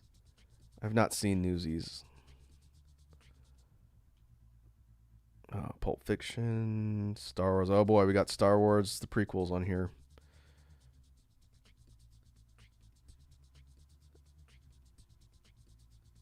All right. The Craft, Titanic, Toy Story, Truman Show, Twister. Only 2 movies I haven't seen on here. That's interesting. Penguin says, try me, Wazzy. I got more riddles to make your mind explode. Naked Snake says, Wazzy, the same person who cannot draw a maple leaf. Can't draw the Canadian flag? That'd be really embarrassing. Hopefully that's not true.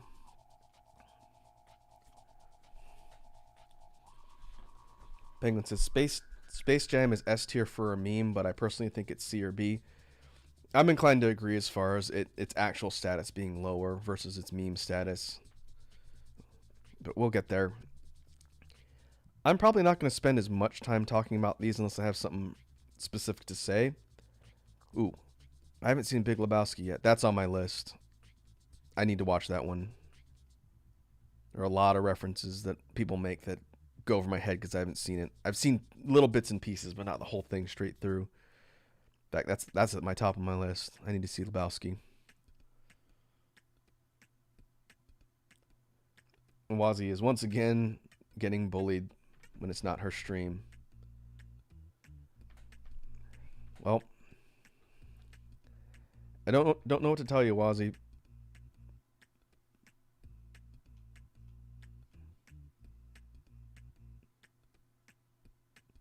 That's funny. I hadn't heard about the maple leaf thing though.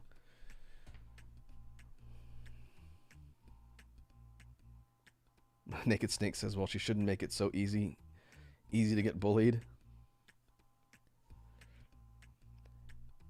Well, Penguin says, love you too, Wazzy. It's too bad we can't donate to other people in the chat in stream.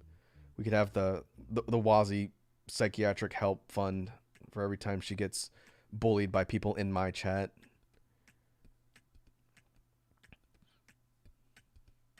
All right, let's get started. We have the live action 101 Dalmatians movie. That's Glenn Close, right? And she played Cruella in that one. I honestly cannot remember a single thing about that movie. Other than it was based on 101 Dalmatians. And I haven't seen the new remake one they did recently. So we're just going to put that in there. I had no opinions on that one whatsoever.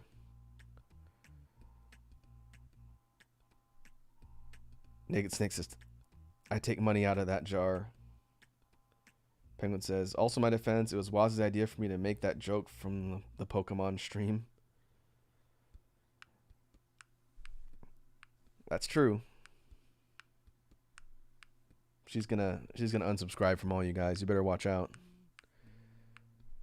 Okay, first up, our first film that I actually have an opinion on, we've got Sixth Sense. This is M. Night Shyamalan's breakout movie, right? Master of twists. Sixth Sense is good. I'll put it up on B. For those who haven't seen it, we will not talk about spoilers, but it definitely was one of the first movies where you didn't see the twist coming. And then it became his thing, so his future projects, everyone expected a weird twist. Penguin says, I've seen the movie. It's literally just the animated, but live action. Still better than the current live action Disney movies. The original 101 Dalmatians, which was 80s, the animated one, that one would rate higher than this one right here. But it's not on the list, so I think it's older. Older than the 90s.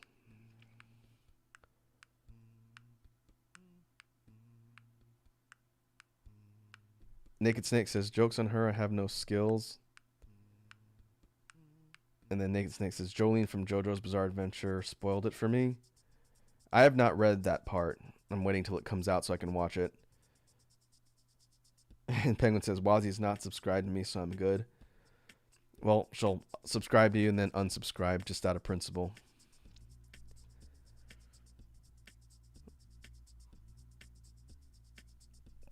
Wazzy says, Odaku, I'm getting bullied on your stream. Yeah, that is happening. Your fan base sucks. Hey, some of these people on stream are coming from your stream and your community as well, Wazzy. And even if I told them not to bully you, that would just make them bully you more. They're not going to listen to me.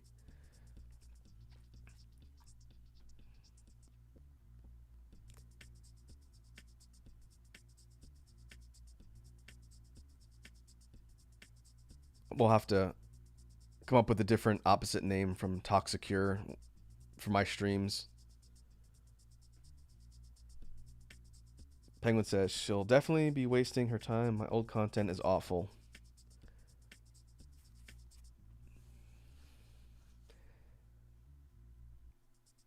Naked Snake says, the funny thing about it is it's just two people bullying you, Wazzy.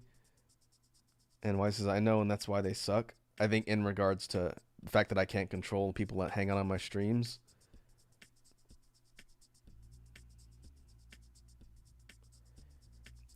Penguin says, Raku introduced me to you. Also, I don't mean to cause any harm. I think you're fine, man. Wazzy just likes to play the victim. She usually abuses me when I'm in her chat. All right, let's move on. You guys can keep arguing in the chat about who's the victim. All right, Ace Ventura, Pet Detective. I don't remember what year that came out. Late 90s, I want to say. Jim Carrey. Jim Carrey is going to be a reoccurring presence in this entire tier list. 90s Jim Carrey was really funny. I like 90s Jim Carrey. I'm going to put Ace Ventura on B tier. High B tier. He says, I hate this family. Naked Snake says, I'll stop bullying you when it's unfunny. I don't think that's going to happen anytime soon. Penguin says, in fact, I was literally stating my opinion earlier. That's your fault for taking my tier list opinion. And Edward's in the back watching all the chaos and hits us with the sheesh. I don't think the second Ace Ventura movie is on here. Maybe I don't see it. When Nature Calls wasn't as good as the first one. The first one's got really good gags and the character's funny, but I don't really think it had the legs to stretch me on one movie. Yeah, we'll put that there. Addams Family from the 90s. That was Christina Ricci as Wednesday, Raul Julia as Gomez. Was that Cher as Morticia? I haven't seen that movie in ages.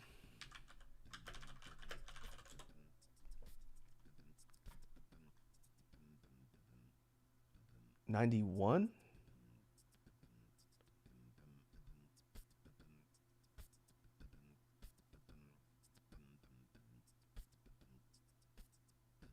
Oh no, that was Angelica Houston as Morticia. Raul Julia as Gomez. Christopher Lloyd was Uncle Fester. That's right.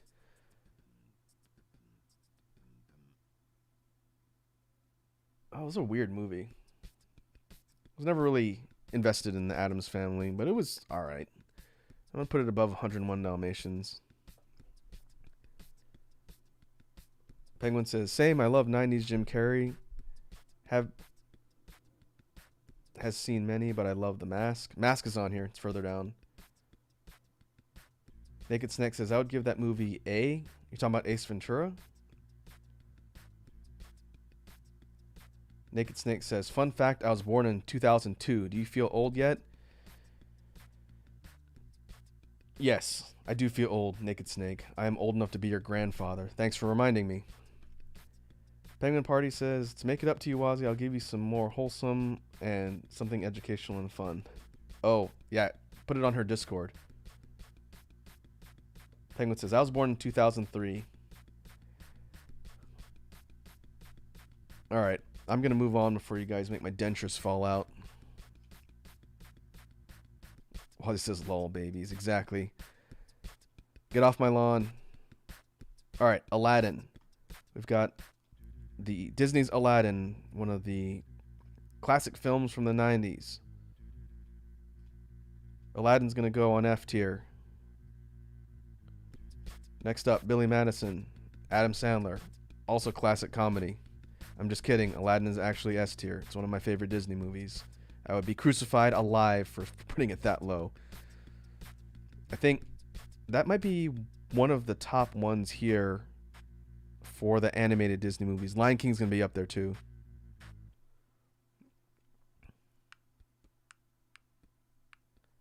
Edward says, I just now made the connection between Fester's face and Doc's. Yeah, Uncle Fester from the 90s is basically just Doc Brown, paler and shaved bald.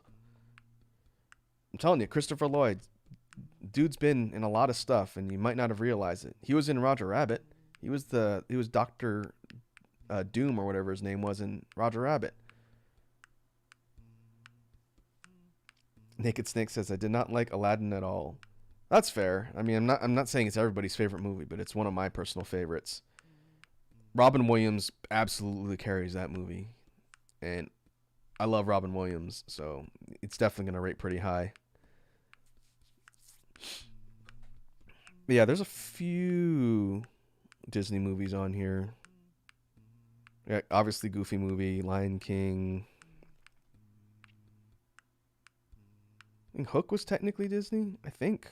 Hunchback of Notre Dame. There's a bunch. A lot of the well-known ones from the 90s. Aladdin might be one of my favorites at the top. Penguin says, just posted the educational fun and wholesomeness. Oh, okay, on the Discord. Good man. All right, let's actually rank Billy Madison. I'm putting Billy Madison up here higher than Ace Ventura on B tier. This is from the kind of golden era of Adam Sandler movies, but I don't know how many of them are on here. I don't see Happy Gilmore, which is probably my favorite of his movies. I don't see Wedding Singer. I don't see Waterboy. I'm pretty sure Waterboy was late 90s. But Billy Madison's good. It's pretty funny. It's a lot of interesting jokes and humor and characters in that one. Naked Snake says, oh god, I see Crybaby and I can't wait to see your opinion on that movie. We'll get there. I have seen that one. Penguin says, my personal favorite Disney movies are Mulan and Emperor's New Groove. I don't think Emperor's New Groove is on here, but Mulan is. Mulan is down here. We'll get to Mulan. Bug's Life. That's Pixar. This one came after Toy Story, right? I didn't really think about A Bug's Life too much. It was alright. I'm putting it in C tier. Wally says, what about Hercules? Hercules is on here. Where is it? I just saw it.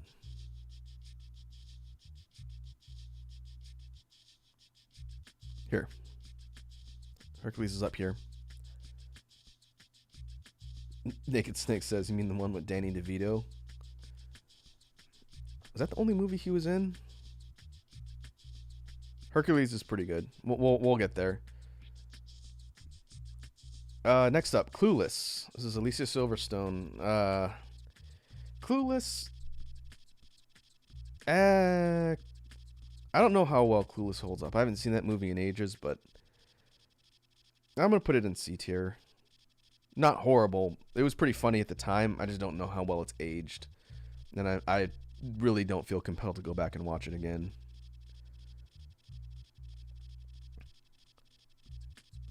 Next up, we got Crybaby. This is, what's it, young Johnny Depp. Wow. I have not seen this movie in forever.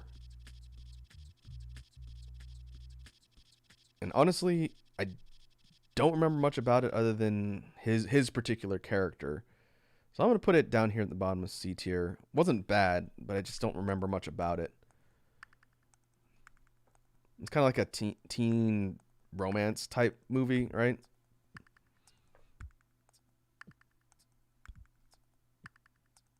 Yeah, sorry, Naked Snake. I don't have strong opinions on Crybaby, but I wouldn't rate it high or low as a result. Penguin says, I like Clueless. I personally give it a B. Yeah, that's fair. Again, not horrible, but again, not a movie I'm excited to go back and watch again. So we'll put it there. Next up, Mrs. Doubtfire. This is Robin Williams. It's a good movie. It was pretty funny. I'm going to put it up here on B tier.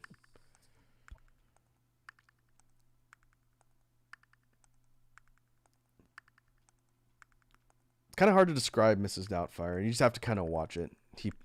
I think the story, from what I remember, was Robin Williams was getting a divorce and he wouldn't be able to see his kids, so he pretends to be this nanny named Mrs. Doubtfire in order to see his kids, and hijinks ensue. I think that's the story.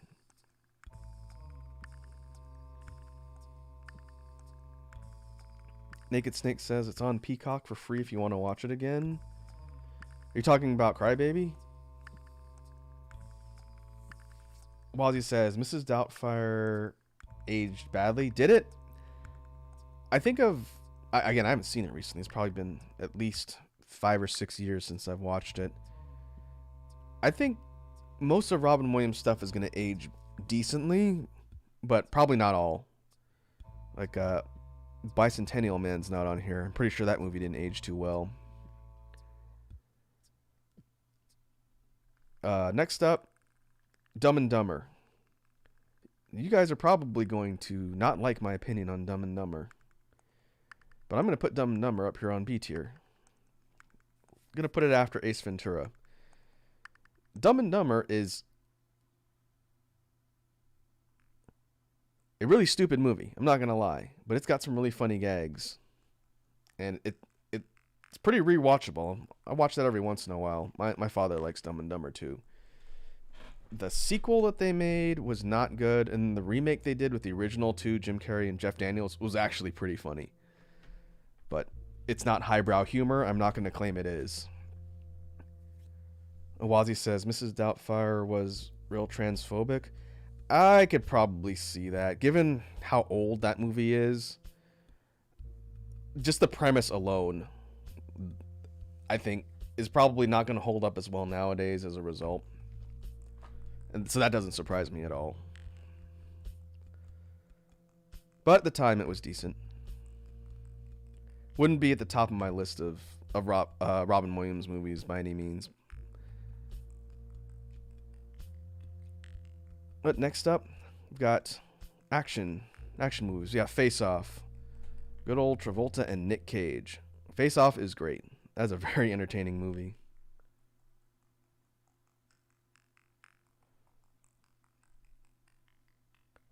Naked Snake says, Dumb and Dumber, isn't that just Froggy and Wazzy? I will let Wazzy answer that question, Naked Snake. Penguin says, I'm back. Pizza here. Ah, nice. Pizza's good. Edward says, hi, back. That's 2 in one stream. Alright, we're going to put Face Off. Face Off is a fun movie. I'm going to put it up here on B tier as well. It's so over the top, and what I think is pretty self-aware. Travolta's funny and entertaining in that one. Nick Cage is funny and entertaining in that one. It's just an outlandish, like, action. Not comedy. I wouldn't consider Face Off a comedy. It's got funny moments, but yeah, that's a good one. I haven't seen it in a minute. Penguin says, I ordered Pizza Hut. Ah, the Hut. Good luck. Good luck tomorrow. Pizza Hut pizza tastes decently, but I don't know about you, but it wreaks havoc on my digestive system, so hopefully you're not as unlucky. Alright, next up we got Fight Club. Fight Club is a pretty big cult following movie. I watched Fight Club in Earth School after people yelled at me to watch Fight Club. This is Edward Norton and Brad Pitt. Good movie. I'll put it under Face Off. Penguin says my system is fine afterwards. Well, that's good. You can endure the Pizza Hut and not die from it.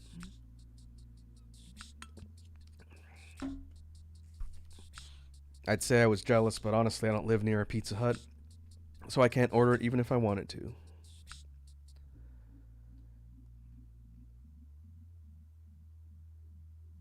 Naked Snake says, oh no, it's Pizza the Hut from the infamous movie Spaceballs. You know, man, we were talking about Spaceballs earlier in the 80s tier list and how it's absolutely criminal that they left out one of the best movies ever. We got some entries from the Brooks catalog here. Robin Hood Men in Tights is down here. Wazzy says, Fight Club is good for reasons most people don't like. And then Edward says, I guess Raku can't out Pizza the Hut. My colon can't. Again, their pizza tastes alright, but it is just an ordeal every time I eat it the next day. That's an interesting point, Wazzy, about Fight Club. It's a complicated movie. I think it's just an interesting story, and the premise is kind of interesting. But I could see why people would be kind of mixed on it. Alright, next up, we have the live-action Flintstones movie. That was John Goodman, Rick Moranis, and Rosie O'Donnell, right? Honestly, I don't remember a single thing noteworthy about that movie, and I think I saw it once and never thought about it again. So I'm putting that one in D tier. Unless I'm missing something really groundbreaking about that one, yeah, it's gonna get dropped pretty low on the list here.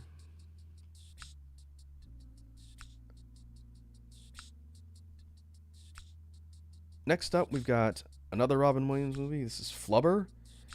Flubber, I haven't seen that movie in ages either. I'm going to say C tier on that one. I don't remember it being bad, but I also just don't remember much about it. A little bit more kind of goofy. Flubber's a kid's movie, so I think if you're a kid, you'd probably enjoy it more.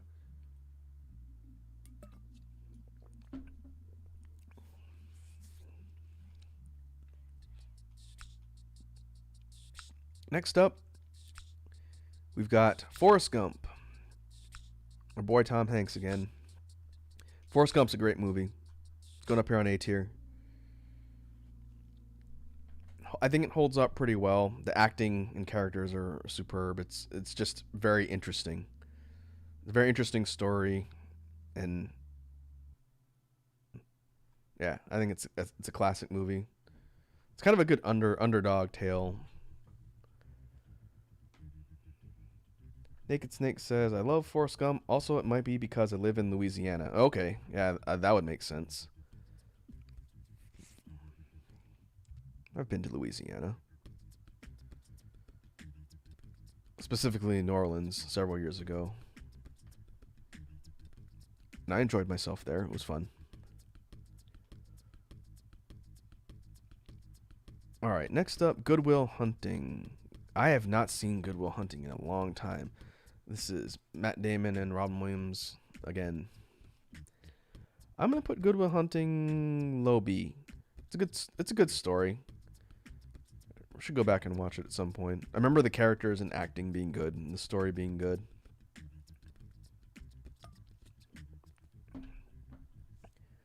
Penguin says I need to watch Forrest Gump as well.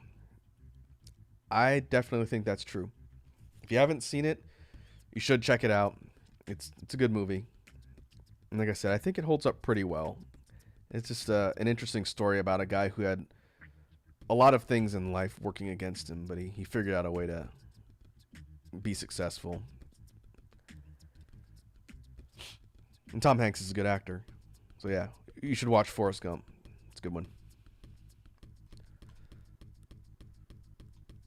Next up, we have a Goofy movie. I haven't seen a Goofy movie in a long time, but I remember it being fun. Had a lot of cool moments. Good story about a dad and his boy. So I'm gonna put a Goofy movie. Put on A tier. I haven't watched it recently, but I remember really liking it back in the day. I think they make like 3 of those. They made several Goofy movies, I think. Alright, getting into more of the Disney properties. We've got Hercules. I haven't seen Hercules in a long time, but it's good. Good story, good characters. I put Hercules on low A. Or probably mid to high A. Well, there's going to be more stuff that goes up here, I think. I don't know. It'd probably depend on my mood if I'm going to put it higher or lower than a Goofy movie. So we'll kind of time up here at the spot here, upper A.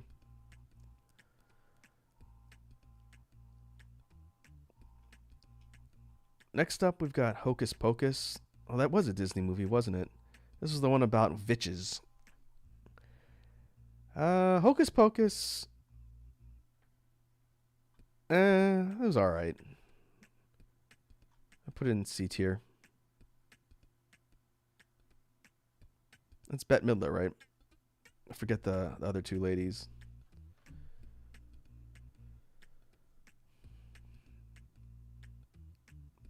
Edward says, I faintly remember the movie where Goofy's son is a skateboarder. The actual show on Disney Afternoon was Goof Troop, right? I watched that one a lot more. So I remember the stuff from that a little bit more than the movie. But it's the same era. It takes place in the same environment.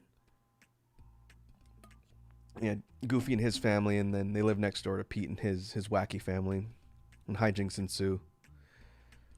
I was trying to find a good Disney Afternoon list, but I couldn't find one that had stuff I remember. It was like 2/3 of things I haven't seen because they've come out in the last 20 years.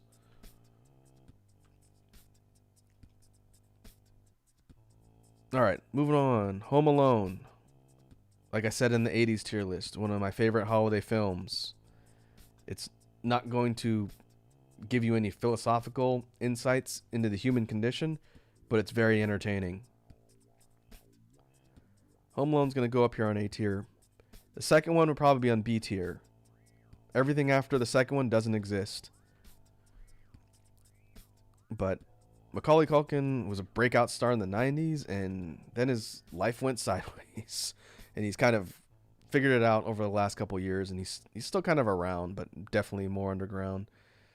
But Joe Pesci and Daniel Stern as the Wet Bandits, they're pretty entertaining.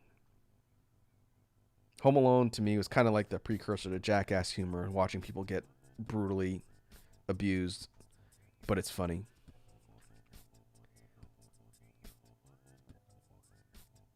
Wazzy says, the extremely goofy movie was with Bradley Uppercrust III. That must have been the sequel to a Goofy movie, right? I want to say there was 3 of them, but I've only seen the first.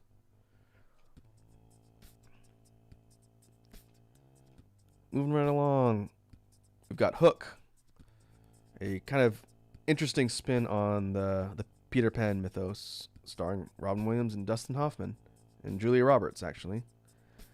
Hook is good. I like that movie. I think it holds up pretty well. It's an interesting story about what would happen if Peter Pan left Neverland and became a regular dude and then had to go back and face his legacy. Penguin says, I love Jackass so much. Terror Taxi is still my all-time favorite skit. Well, the idea of physical humor has never really gone out of style. When you think about it, the Three Stooges were the original Jackass act way back in like the 40s, 30s, whenever they came out off of vaudeville. People are still entertained by physical abuse 100 years later.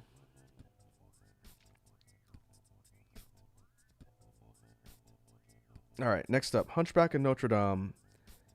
This movie, is this a Disney movie? I think it is. It's either Disney or Bluth, right? Let us ask the internet.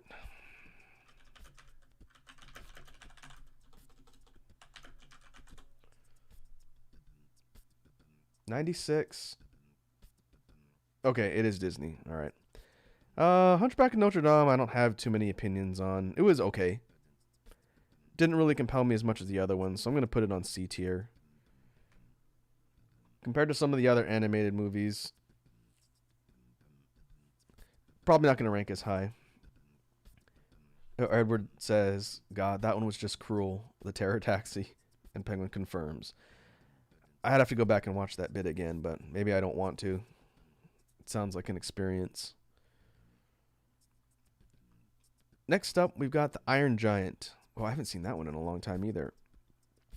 That's a good animated movie. It's a good story. I put The Iron Giant up here on B tier, kind of in the middle.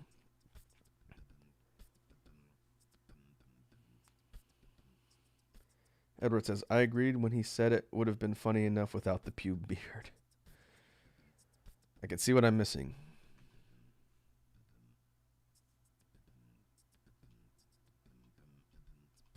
All right. And Penguin says the beard just adds to it. If you say so, man. Next up, we've got It, the movie cut together, or the series cut together into a movie. Because again, I think it aired as a mini series on TV before it was a movie. I'm going to put it on C tier as well. The movie is, the story and the actual Stephen King novel, I think, is more interesting than the live action one. The characters are alright. It's a pretty good horror story. And again, Tim Curry as Pennywise the Clown is awesome. He makes the whole movie. He's the best part of it. But the end of the It movie, which I won't spoil if you haven't seen it, the end is just disappointing to me. The last couple scenes with the big confrontation were just really kind of limp, in my opinion. And I don't know if the new It movie did things differently with that new clown. And I also can't remember if it was canon in the movie to what they did in the book. It was just on screen. Kind of disappointment. But it's not a bad ride up till the end for It. So I'm going to put it on C tier. Again, Tim Curry alone sells that movie by a wide margin.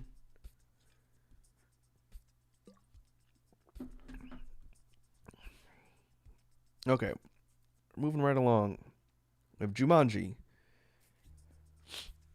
Again, a movie which would spawn a whole cinematic universe of more recent movies. The recent movies were pretty entertaining. They're kind of similar, but I thought they were decent. I'm going to put Jumanji up here on high B tier. Again, Robin Williams was pretty entertaining. I remember liking that movie, and it holds up pretty well from what I've seen. Edward says, there was no sewer orgy in the new movies, unfortunately. And then Penguin says, be right back. All right, man. From what I gather, I haven't seen the new It, but they went a lot more for like the psychological horror, it sounds like, instead of the physical horror. Maybe that's not right, but that's what some people have told me. I need to see the new one. The clown design is pretty good. It's unsettling and kind of an interesting departure from the Tim Curry version, which never really gets like really out there as far as the forms he takes. And I think they kind of explored that more with the new one from what I've heard. All right. Next up, we got Jurassic Park. Jurassic Park is a classic movie. I'm interested to hear what you guys think as far as where you would rank that one. But I'm putting Jurassic Park up here on S tier. In fact, I'm going to rank it higher than Aladdin. I like dinosaurs. I've always liked dinosaurs. Jurassic Park was mind-blowing when it came out. For people who like dinosaurs and were just looking for good sci-fi or horror. It's just a fun ride, start to finish. Fun characters. A bit of a departure from the actual book. This is Michael Crichton, right? But still fun. The special effects were mind-blowing for the time and still aged pretty well. The only real criticism of Jurassic Park that I would have is not necessarily due to the movie itself. Is they did my favorite dinosaur dirty in Jurassic Park. My favorite dinosaur prior to this movie coming out was the Dilophosaur, the one with the two crests on its head. And in the movie, they made it very different from what the archaeological record actually states. They made it a little like swarmer type enemy or dinosaur that wasn't like a main predator, but then they gave it like the weird umbrella frill and the ability to spit poison, which has never been proven to actually be accurate to the record. It was actually a larger main predator, kind of like an Allosaurus or whatnot. For the movie, they changed it, and that was a little bit weird to me. Still my favorite dinosaur, but it's not the Jurassic Park version. The Jurassic Park version is actually kind of goofy. But other than that, it's a fun ride. Sam Neill is great. Laura Dern is great. Jeff Goldblum is always great. It's a good ride. You guys can let me know if you disagree with putting Jurassic Park that high. Next up, Lion King. This is the original, obviously, because the live action remake wasn't until a few years ago. I heard that one wasn't very good.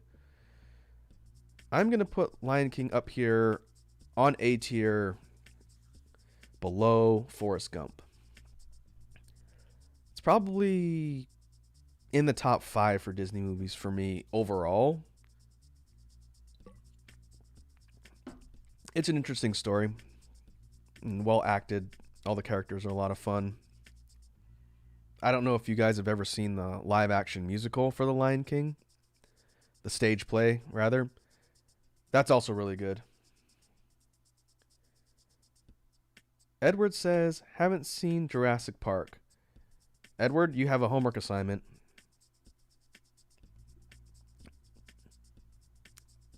I would like you to watch Jurassic Park and then report back when you've done so, because we won't go into any spoilers, and I didn't really give any aside from one of my favorite dinosaurs, but you should definitely see it. It's a trip. I know a lot of the stuff in the later movies has been kind of memed a bit, but the original, I think, stands alone and holds up very well. Plus, it's got Jeff Goldblum in it, man. He's at peak Goldblumness. You gotta watch it. It's good. The second one is okay. The third one I didn't like. And then obviously you have Jurassic World, which is fine. I haven't seen the most recent one. Next up, we've got Little Rascals. This is a remake of a very old property. I remember watching it. All I remember was Alfalfa. That's all I remember. So I'm going to put it down here towards the bottom of C tier. I don't remember anything bad about it. I just don't remember anything specific that's going to compel me to want to watch it again.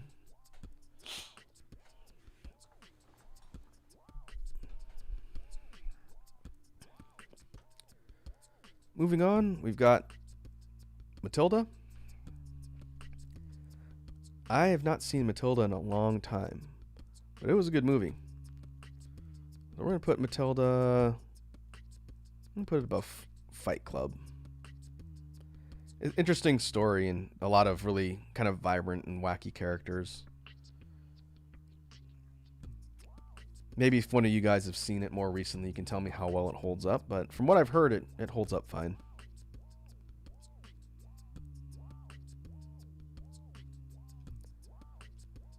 But we will keep moving through here.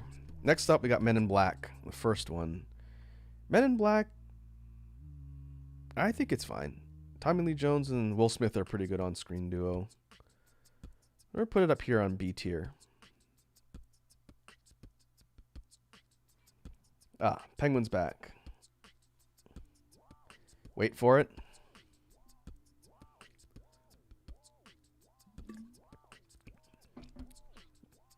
I feel like Men in Black kind of went downhill after the first one. Second one was okay.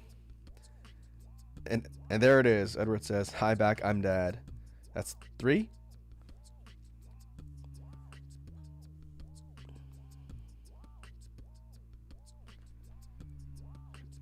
Wazzy says, I miss when Will Smith movies came with family-friendly raps.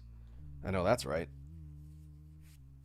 I can't remember the technically last one he did. Was it Wild Wild West?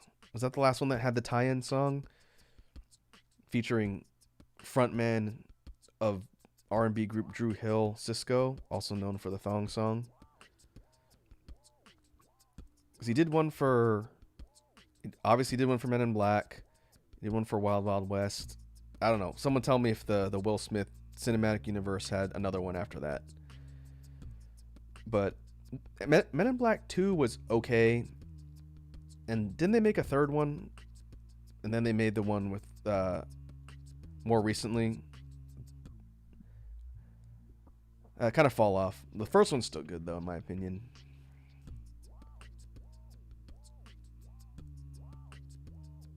They had a rap in MIB too. Yeah, that's right. Wasn't as good though. Penguin says, speaking of Will Smith, I brought my friend Shark Tale as his gag gift for $5. Nice.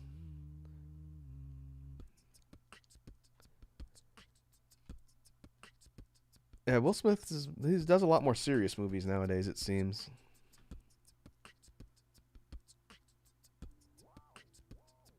Edward says, Will Smith's recent arc has been a Shakespearean tragedy. You mean as far as the movies he's doing, or his personal life outside of film? Because I haven't really been following any stuff going on with him. Isn't he still in the Church of Scientology? I remember when that was news. His kids are off making music. Jaden makes rap music, and Willow had kind of a pop career, and now she's doing like alternative rock stuff. I like the music she's made recently. But I haven't been following up on Will Smith proper, so I don't know what he's up to right now. Let's move on.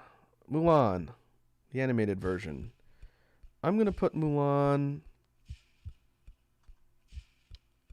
I haven't seen Mulan in such a long time, but I'm going to put it up here after Lion King. What I really liked about Mulan was the art. The art and character design was really good. The story and songs were also good as well. But I just really like the way they designed all the characters. I have not seen the live action Mulan that came out, was it last year? But I heard quite a bit about it, so...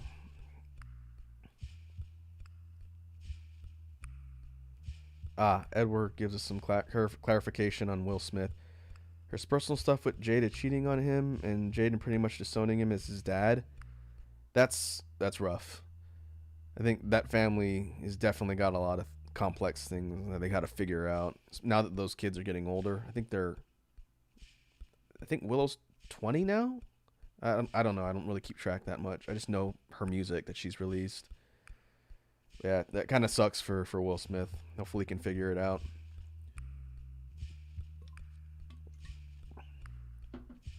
Penguin says, Mulan is my all-time favorite Disney movie. It's a good choice. So what were your thoughts on the live-action one, Penguin, if you saw it? I'd be interested to hear.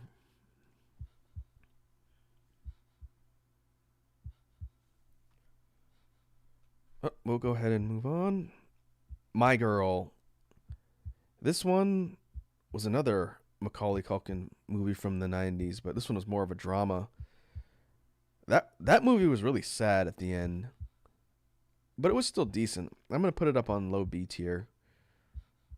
I haven't seen it, obviously, in a while, but I do remember some moments. But yeah, it's kind of a tragic story. Penguin says, in regards to Mulan, the live action one doesn't exist to me. That sounds about right. I was talking to my folks on Homeworld recently, and they watched it, I think, through Disney Plus when it was free. And they thought it was alright, but I don't think they really saw the original animation. But everybody who watched the original absolutely panned the live action remake, so...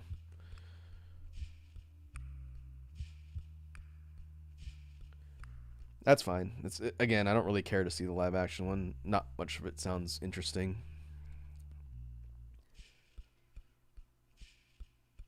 All right, next up, Nightmare Before Christmas. That's also a good holiday movie. Works as a good holiday, Christmas, or Halloween movie, depending. That's a good one. I like Nightmare Before Christmas. It's a real mood, and the art direction and style is really cool. We're putting that one on low A tier. The Tim Burton movies all have a pretty noticeable vibe to them. But I really like the style and the characters in Nightmare Before Christmas.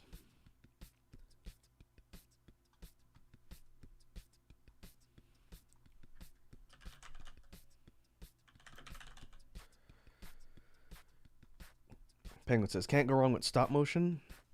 Yeah, the way they did all the animation for that movie's pretty nuts too. It's like claymation, stop motion. Wazzy says, you're lucky on that one. Why is that, Wazzy? Would you have crucified me if I put it lower than A? Like if I put it down here on D for whatever reason? She says, I would have fought you. Well, I didn't put it up there because I read your mind. So I guess I dodged a bullet there.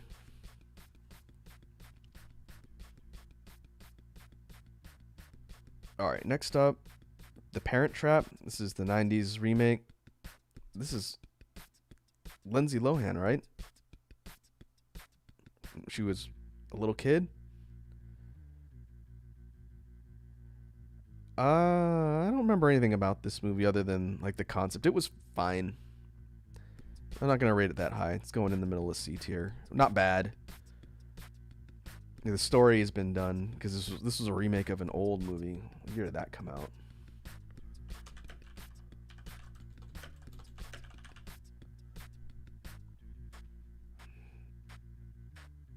'61?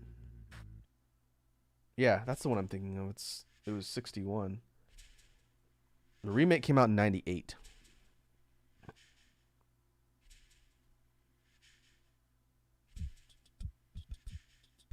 Boy, that's a pre-crisis Lindsay Lohan. Oh, Dennis Quaid. Okay, that's who the dad was.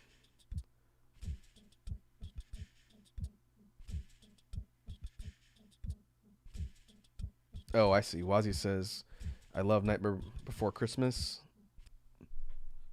Penguin says, do I need to send Floyd Lawton on Wazzy? And Wazzy says, no. Fair. All right, next up, Pocahontas. I haven't seen Pocahontas in a really long time.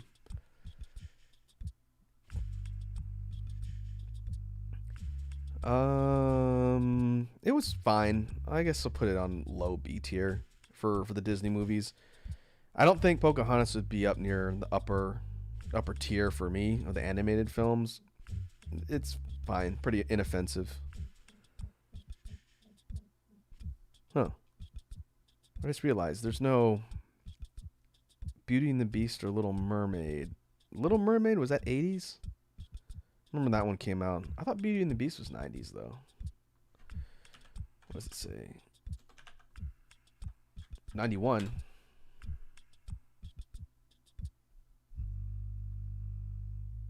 Yeah, 91.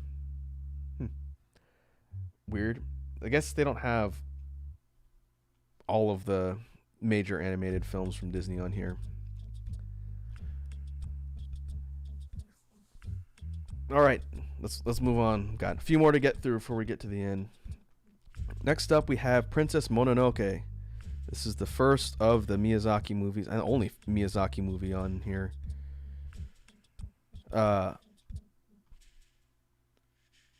Princess Mononoke, it's going on D tier.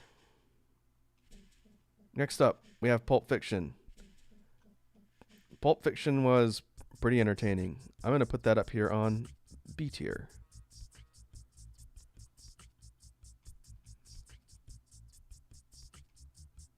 I saw Pulp Fiction way later, too. It was probably in the early 2000s when I saw it.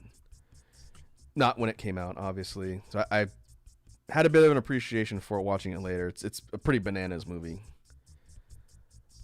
Very interesting set of stories and the way they're telling it.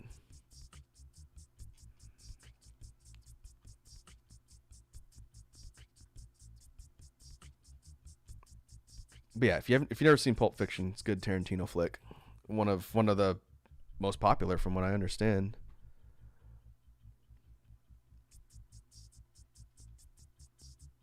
And the only Tarantino movie in the list looks like it.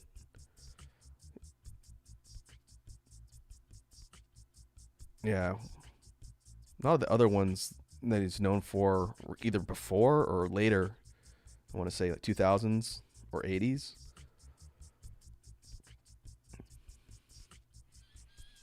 All right, before we move on, I should address this. I'm surprised you guys didn't mention it, but maybe there's a lag or you guys don't care. I can't put Princess Mononoke on D tier. I was just seeing if anyone was going to say anything about it. Because it's one of my favorite Miyazaki movies. Second place after Spirited Away. And Spirited Away is my favorite film, period. Princess Mononoke is in my top 10 as a result. So it's on S tier. You guys maybe heard me say that already. So just to clarify, if you haven't seen Princess Mononoke, you really should.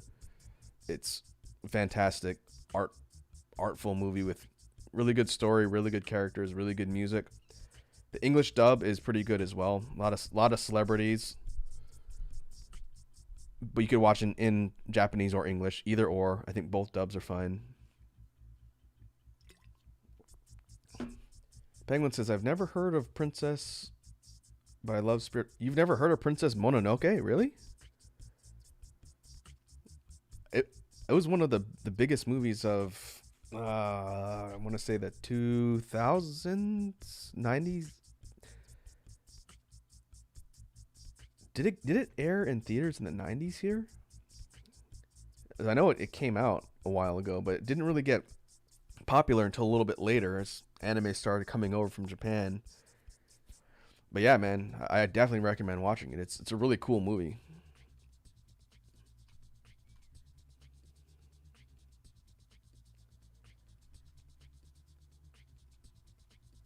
Yeah, Penguin says, never heard of it, and I was born in 2003. Yeah, that's fair. I think it got more of its cult status in the later 2000s. Because I didn't see it when it first came out. And I'd have to go look and see when the theatrical run was for Princess Mononoke. But I didn't see it in theaters. I saw it in Earth School because people were talking about it. And so that would have been late 2000s, mid 2000s maybe. But yeah, it's a good one. High recommendation. Next up, we have the only Mel Brooks movie in the list here, I think. Robin Hood Men in Tights. Starring, once again, the man, the myth, the legend, Cary Elwes. A tier, one of my favorite comedies of all time. I know it's stupid, but I love Mel Brooks movies and love the jokes in it. It's also got an early career Dave Chappelle. He's also in Robin Hood. If you've never seen it, you should. It's hilarious. Penguin says, I watched Spirited Away in my cartooning class. That's a really good example of animation and art direction. Spirited Away is a good choice. Good on your teacher for selecting it. Naked Snake says, hey, have you heard of the movie D's? It's a good question. We talking about D's nuts?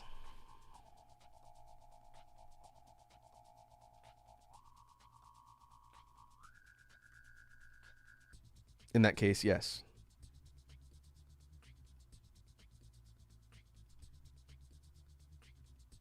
Okay, let's move on. Romeo and Juliet. This is the Claire Danes, Leonardo DiCaprio one. I have not seen this movie in ages. It was fine. I like the style of it, but I haven't gone back to it recently. It was kind of an interesting take on the old Shakespearean tale, obviously.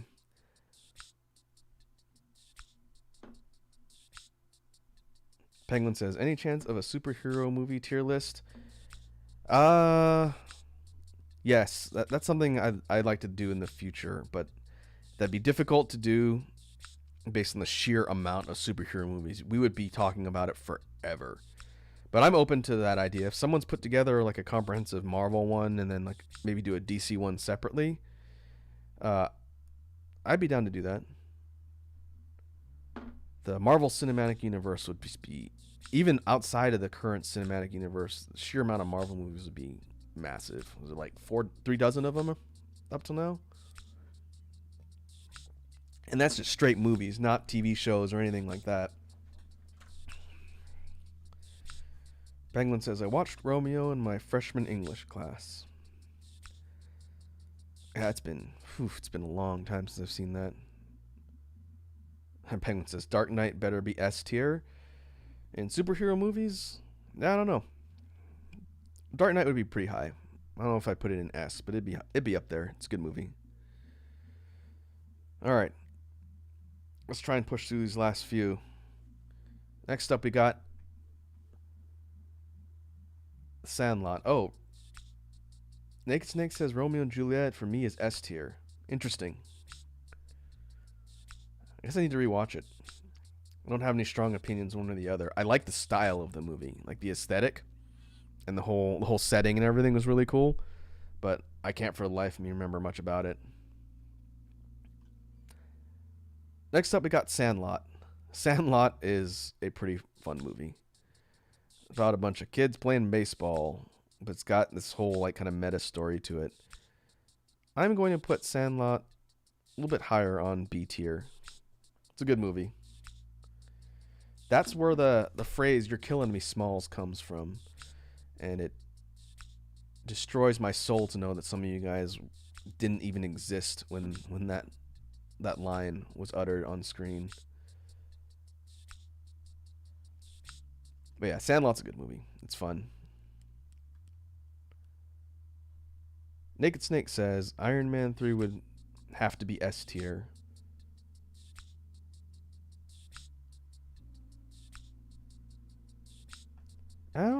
I'd have to think hard about how I'd rank the Iron Men movies. Iron Men. I think the second one would probably be the lowest. Maybe I would go like 1, 3, 2, something like that. Penguin says, I'm the League of Shadows, here to fulfill Ra's al Ghul's destiny. And Penguin says, I love Sandlot. And then Wozzy hits us with the first okay boomer of my streaming career. Who were you talking to, Wozzy? Were you talking to Penguin or are you talking to me? Or both. It could be both. While we straighten that out, let's move on to Edward Scissorhands. That might have been the first Johnny Depp movie I ever saw. It's such a strange movie, but it's good. I'm going to put Edward Scissorhands up on low B tier. Just because it's such a unique idea and it's quirky and weird. Oh, Wazzy clarifies. She is calling me a boomer because Penguin is like 14. Oh, he said he's 18. So yes, I'm old enough to be Naked Snake and Penguin's grandfather. That fills me with so much joy. You guys have no idea. But thank you for noting my boomerness, Wazzy.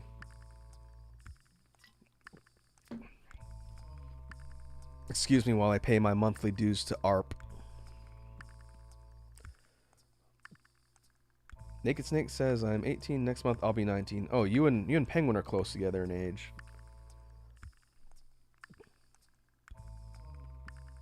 Penguin says Edward Watermelon Hands is better than Scissorhands. Is that a reference to something, Penguin? Okay, let's move on. Scream. Getting into the slasher films that were popular coming out of the 90s. I don't have any strong opinion on Scream. I'm putting it on C tier. Penguin says, I would accept you as my grandpa, Raku. I recently lost mine. I'm sorry to hear that, man. Not to bring the mood down, but yeah, dealing with loss of relatives is never easy. So, my condolences. And Penguin clarifies that he was referencing Max Mofo. I don't really watch Max Mofo. Wazzy says, you're younger than my mom by like 5 years, if that makes you feel better. It doesn't. Doesn't at all, but thanks for trying. Naked Snake says, Grandpa, what was MySpace?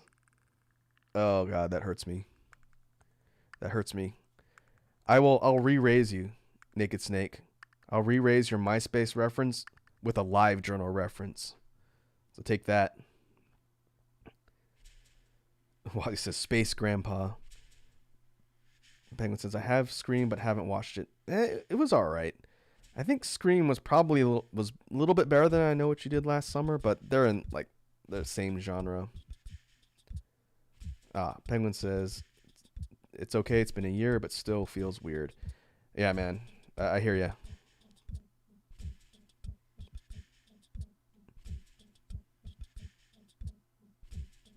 Wazzy says, Grandpa, what were books like?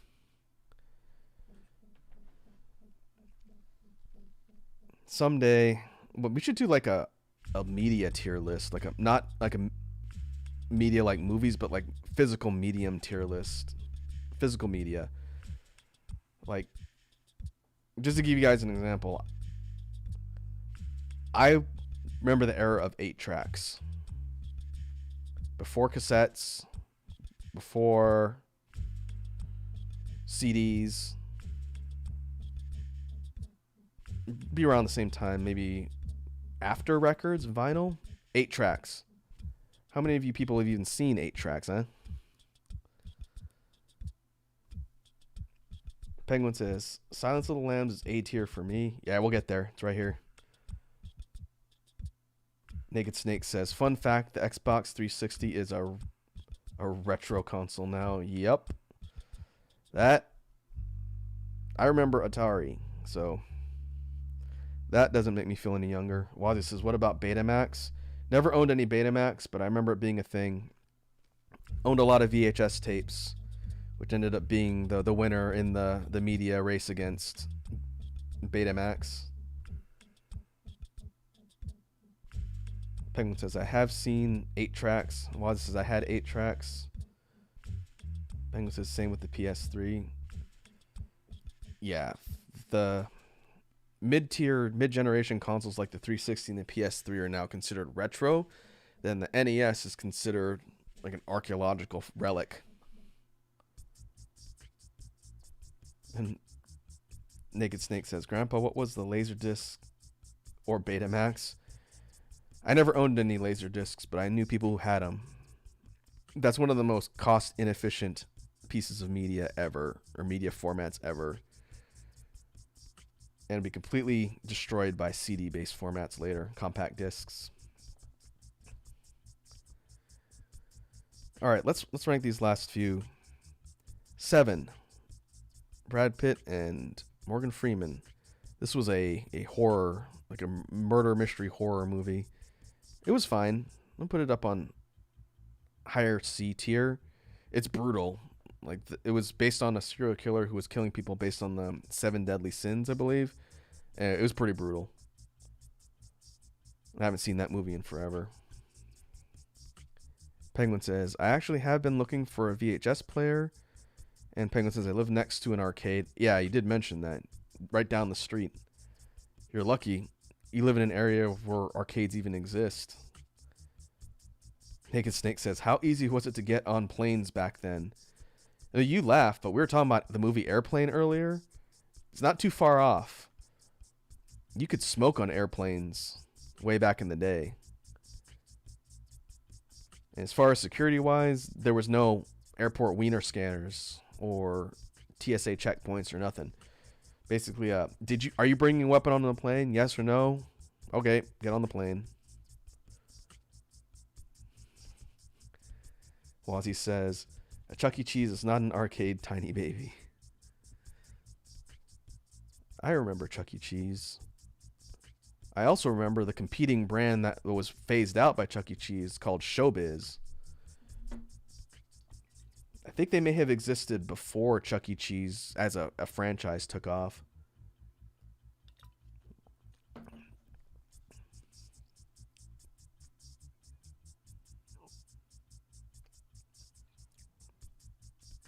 All right, let's move on. Silence of the Lambs. I've not seen this movie in a while, but obviously it's very iconic. Pretty well known. It's kind of a thriller horror type movie. I'm going to put Silence of the Lambs up here on B tier under Fight Club. It's pretty cool. Anthony Hopkins is a very, very good Hannibal Lecter.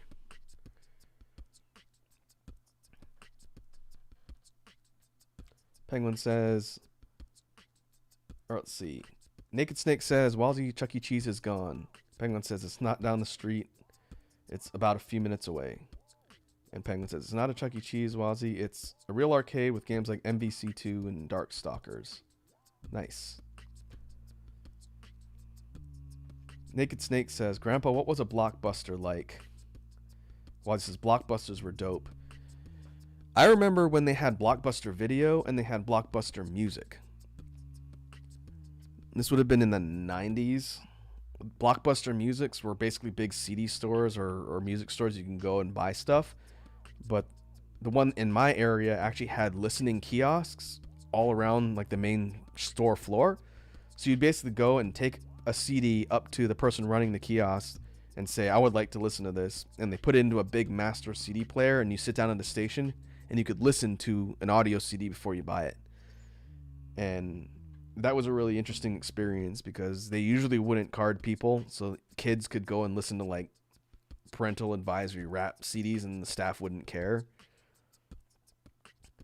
But yeah, they had Blockbuster Musics and they went out first, and then the video brick and mortars went out later. Wazzy says, what was Blockbuster Music? Yeah, it was a thing. I don't know if they had them in Canada, but they had them here in the States.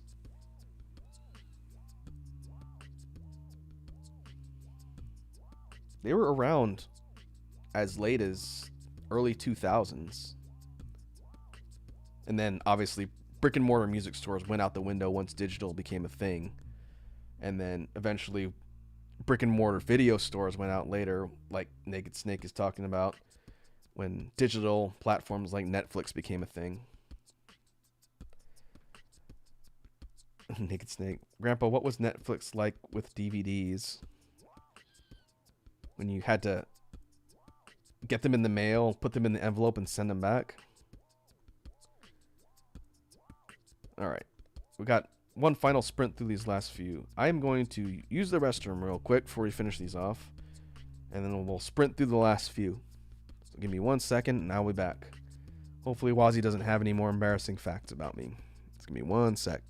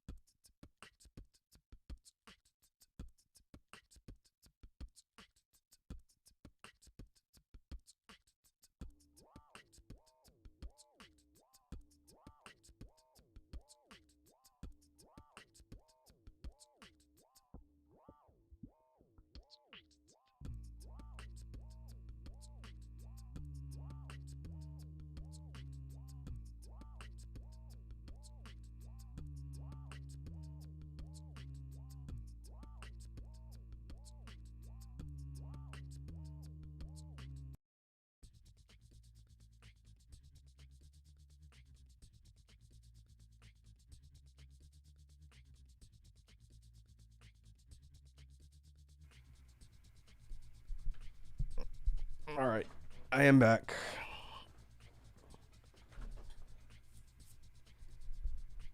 Oh, what did I miss? Let's see. Penguin says, "Do you do anything else besides VTubing?" I'm assuming that's addressed to me. Uh, VTubing takes up the majority of my time when I'm not working or working on stuff for this. I do have a personal art channel that's been around longer than any of this VTubing stuff, but you guys will never find it.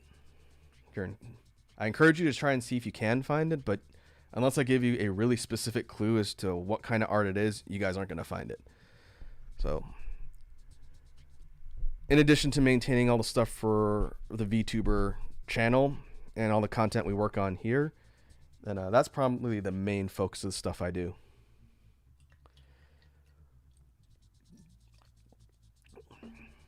All right. What did Wazzy say about me? Raku Factu. Raku's nickname in high school was Bubble Boy. Raku's nickname in college was Cheese Man. Penguin says, "I'm going to post something cursed." Okay, go for it. Wazzy says, "Raku is missing his left pinky toe." Wazzy says, "Raku has a man bun in real life." Wazzy says, "Raku has 2 illegitimate children and 1 legitimate child." And Wazzy says, "Challenge accepted." Oh, in regards to my personal channel? That's fine.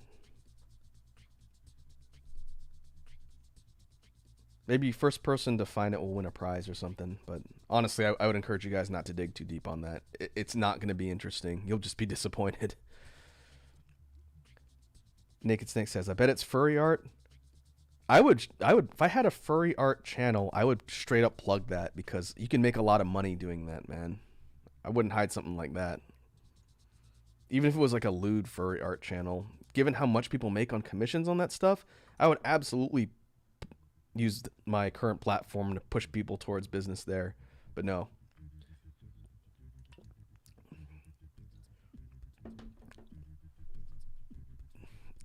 I will say that the art stuff on my other channel is very different from the stuff I've done here. And that's about it. Penguin says, "Just posted the cursed video." Oh, did you post it on Wazzy's Discord? Let's see. I won't watch it here just because we need to stay on track and finish up this tier list.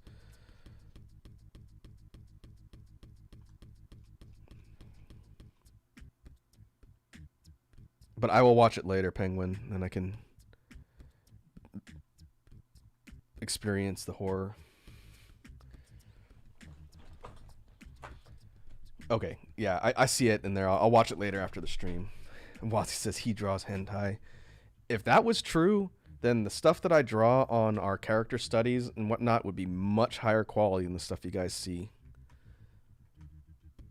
I wish. Because again, you can make money off of doing commissions for stuff like that.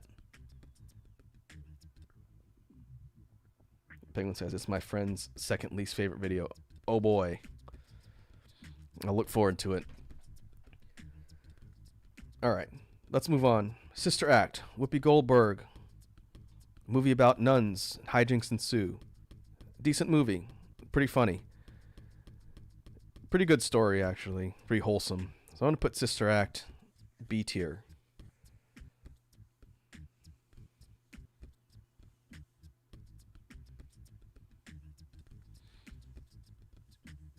Penguin says, "Don't take the stairs, take the bench." Naked Snake says, "And it's art," says Samuel L. Jackson. That was a really interesting video. I think it's that Office clip where the one dude says it's called hentai and it's art. And then you have Samuel L. Jackson in an interview saying that he consumes hentai content. It's like the whole idea of fringe interest culture just doesn't exist. And it's a real time to be alive, I'll tell you that. All right. Space Jam. Come on and slam. Welcome to the memes. I think Space Jam is an okay movie. I don't think it's top tier outside of the memes, like I think Penguin said. So I'm going to put Space Jam at the bottom of B tier. it's fine. It's a really interesting idea at the time, but I wouldn't say it's a groundbreaking movie that's withstands a test of time, forever. It's fine. Penguin says, I seen anime that can be considered hentai. That's a really kind of vague statement, Penguin. That's like, it either falls into one camp or it doesn't, but that's fine.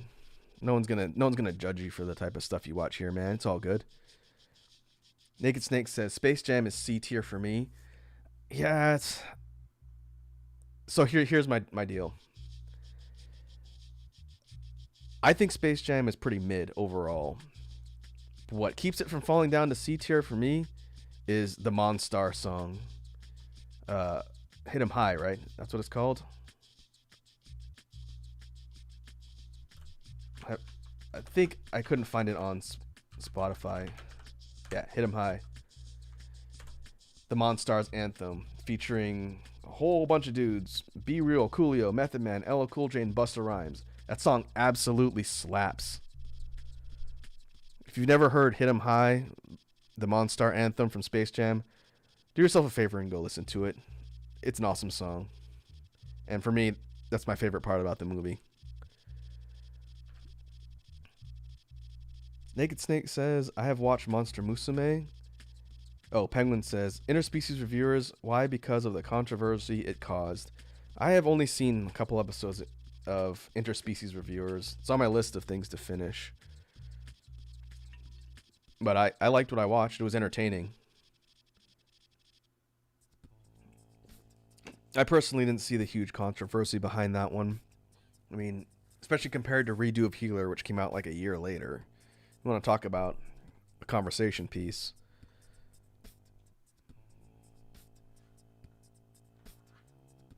Penguin says it's hilarious. I couldn't stop laughing. Yeah, Interspecies Reviewers is really funny. Yeah, it's lewd, but it's also pretty well written, and it's a comedy. All right. Stuart Little. Boy, I don't remember anything about that movie other than it was a mouse. C tier. He had a car? Yeah. Pretty forgettable to me. Next up, Star Wars Episode 1, The Phantom Menace. Oh, that's low-hanging fruit, I think. I could put it in D tier. I'm going to put it in upper D tier. I watched Episode 1 somewhat recently. It was on TV at a place I was visiting. There are a lot of problems with the prequels. I don't think it's really controversial take to say that the prequels have a lot of issues, which is why they're generally not received as well. Episode 1, I don't think is the worst. To me, Episode 2 was the most forgettable, so that's my least favorite of the prequels. Episode 1 visually looks okay. The set pieces and environments are alright, but the characters are not that interesting outside of like Obi-Wan, Qui-Gon. Padme's alright. Darth Maul's a cool villain who he has no lines. He just kind of flips all over the place and does cool fight scenes. Do I think Episode 1 is the worst film ever made? No. Would it rank high on my list of Star Wars movies across all of them? No. I think of the three, Episode 3 is probably the best, and I still don't really like that movie that much. But yeah, I'm putting it down here on D tier. Penguin says, Stuart Little was okay. I had a book on it in elementary school. Yeah, it's a kid's story. Penguin says, what is your least favorite film, Uraku? Least favorite film? That's tough. I don't know off the top of my head because I'd have to look at a list of everything I've ever seen, and obviously I can't just do that off the top of my head. Let's see. By year, let me try and think of bad movies I saw. I don't know. Like, I tend to have a moderate to neutral opinion on most stuff, as Wazzy has roasted me for in the past. But for movies that I flat out don't like, I don't know. Let me think about that between now and the end of the stream. I'll see if I come up with something.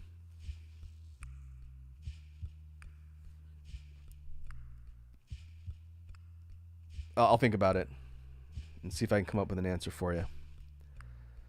Next up, we have The Craft. This is a movie about witches.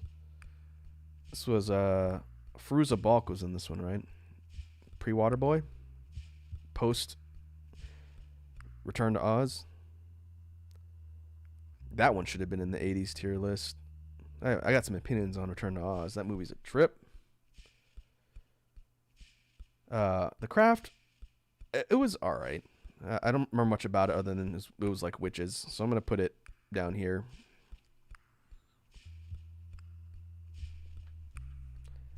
Penguin says, mine is Walking with Dinosaurs. Second is Son of the Mask. Son of the Mask is pretty bad. It's pretty bad. I think that's a pretty valid opinion. Okay, I don't know about movies that I just can't stand.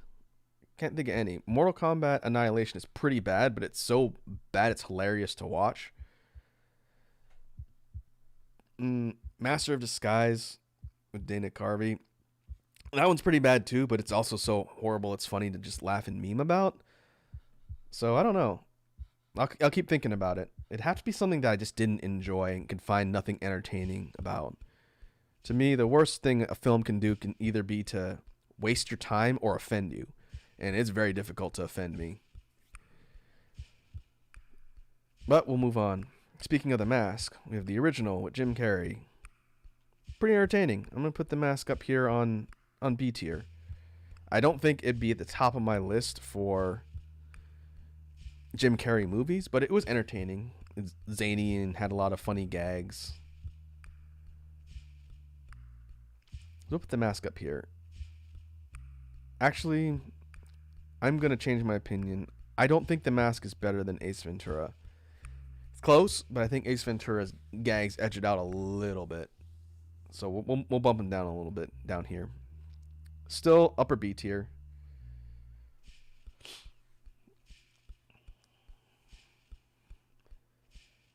Penguin says, let's see. Third is Doom Annihilation. Fourth is Plan B, a B movie ripoff. And fifth is Terminator Salvation. I heard Terminator Salvation wasn't very good.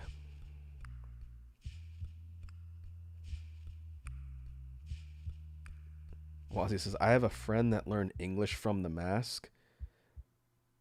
That's interesting. If I was going to teach English to someone as a second language, I don't think I would use a 90s Jim Carrey movie as teaching material, but my question would be how much that influenced your friend's inflections and the way they spoke English.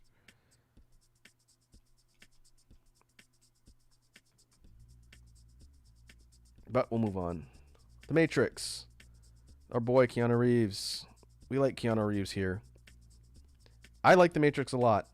It was quite a trip when it came out, and I think it still holds up pretty well. Second and third movies, less so.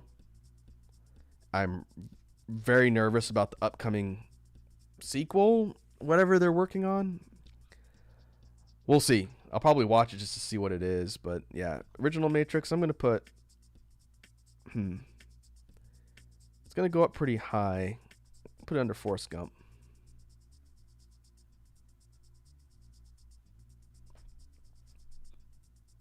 Okay, Wazzy says she was little and watched it repeatedly. Okay, so as a kid, learning how to talk, watch The Mask a lot. Uh-oh.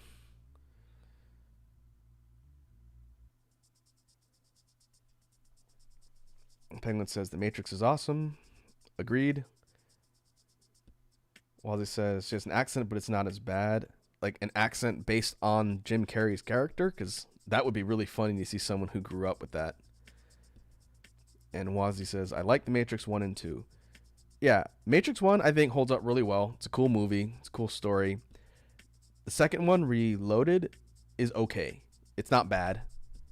It has some weird narrative choices, but overall its execution is fine. I did not like the third one. I thought the third one was kind of just not fun. And apparently it was pretty close to the canon story in the books or wherever, but I just didn't enjoy it.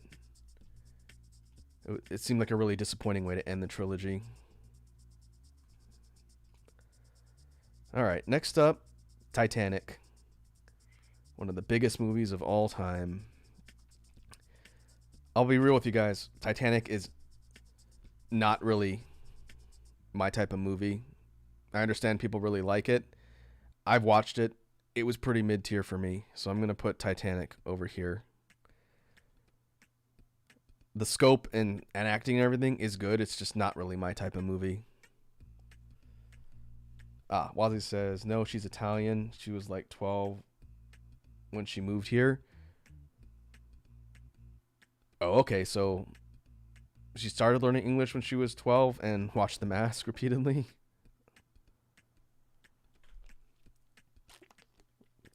Like I said, interesting linguistic journey. Penguin says, same. I wasn't into Titanic as well.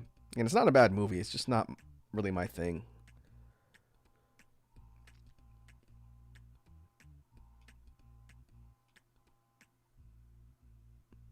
All right, let's move on. Home stretch. Toy Story. This is the first Pixar major film, right? Toy Story is good. I'm going to put it up here on A tier. Put it under some of the comedies here. I've only seen the first and maybe second Toy Story, but it was pretty revolutionary for animation. In fact, that was probably one of the biggest 3D animation movies to come out. All right, I think I have a more definitive answer for Penguin about like one of my least favorite movies. Even though it's so bad that I can really laugh at it, when I think of things I flat out didn't enjoy, the last Airbender movie, the live action M. Night Shyamalan one, didn't offend me, but having watched the animated series fairly recently before I saw the live action one, and this was in the 2000s, it was way after the stuff was out, the live action last Airbender movie was really bad, and it was difficult to even laugh at because I was too busy pointing out everything they did wrong. So as far as movies at the bottom of my list, that one would be down there because it's not really that fun to even make fun of and meme. If you really like Last Airbender, it's really just frustrating. Penguin says, also I bought a movie from the company that made the official Titanic movie. The film is called Transmorphers and the company is called Asylum. They make Sharknado. Yeah, I've heard of Transmorphers. Asylum does all these like parody and knockoff bootlegs of major properties. Like as legally distinct as you can get without being sued. You'll have to let us know how Transmorphers is. All right, next up, Truman Show. Also Jim Carrey. One of the few serious movies on the list here. No Liar Liar. It's a shame. I really like that movie. I'm going to put Truman Show up here on B tier.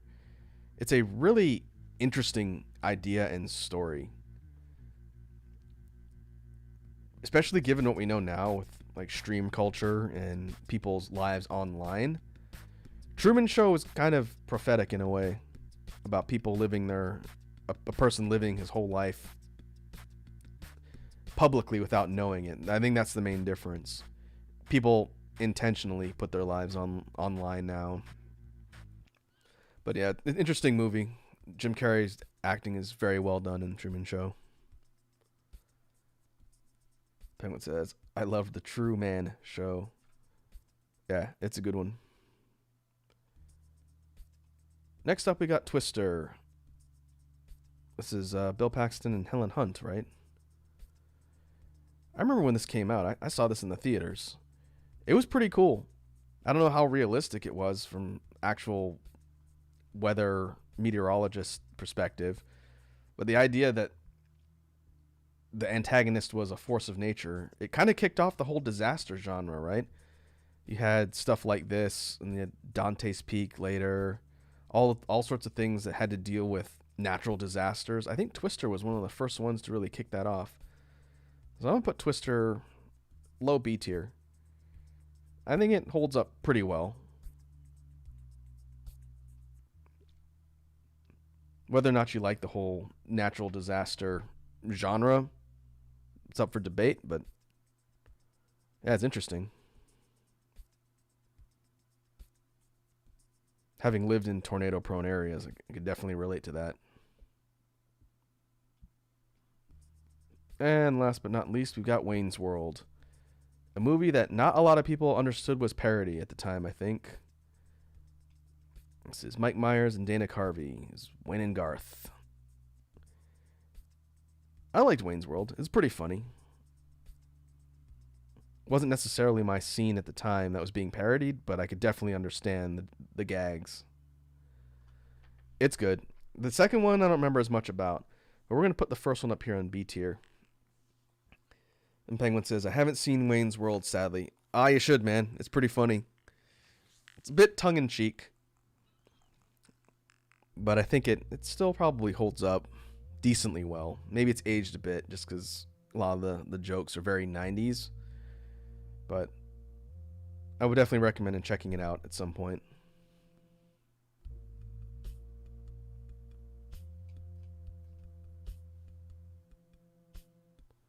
All right. Let's take a look at our spread for the 90s. A lot of mid-tier stuff, upper mid-tier stuff in B. Some stuff in C, and only a couple in D. I think it's a decent spread. There's a lot of iconic stuff from the 90s that's here in this list. This is kind of a more robust list than the 80s one. Penguin says, also giving my coworkers Norm of the North as their present. Ah, nice. I'm sure your friends will enjoy all of your obscure media that you give them.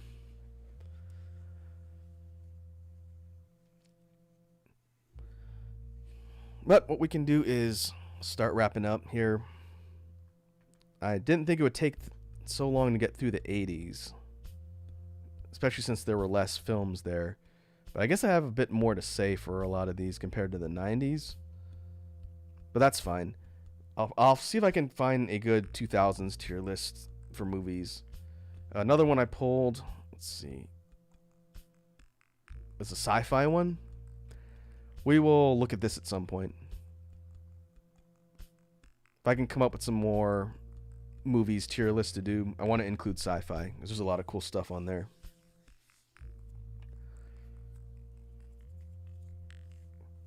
And by all means, like I said on previous streams, if you guys find any tier lists on the site that you think would be fun to talk about and hear me get roasted over my bad opinions on, feel free to send them to me wherever. Here on YouTube or Twitter, just send them to me and I'll put them together in the list. Penguin says, I purposely give them terrible media. That's the joke, and it's a secret Santa, so nobody knows who's getting who. Ah, nice. Wazzy says, thanks for streaming, Raku. Yeah, thanks for tuning in, Wazzy. I know you were just coming from your stream, so I'm glad you could come in and get bullied by my chat and then also roast me for having terrible opinions and for calling me old. Thanks for that. Yeah, folks, we'll go ahead and call that a stream for today. Again, thanks to everybody who came by and hung out and gave opinions on all the stuff we've done here. I think the next time we get back together is Sunday for more Resident Evil 4, at which point we will jump back into the game proper. So, call it a stream for the evening. Penguin said, had fun watching, and I'm going to watch Blazing Saddles, and we'll message you after I watch it. Yes, sir. Let me know what you think of Blazing Saddles after you watch it, man. I'm interested to hear your thoughts. So, yep, we'll wrap up, and I will catch you guys next time. Have a good evening.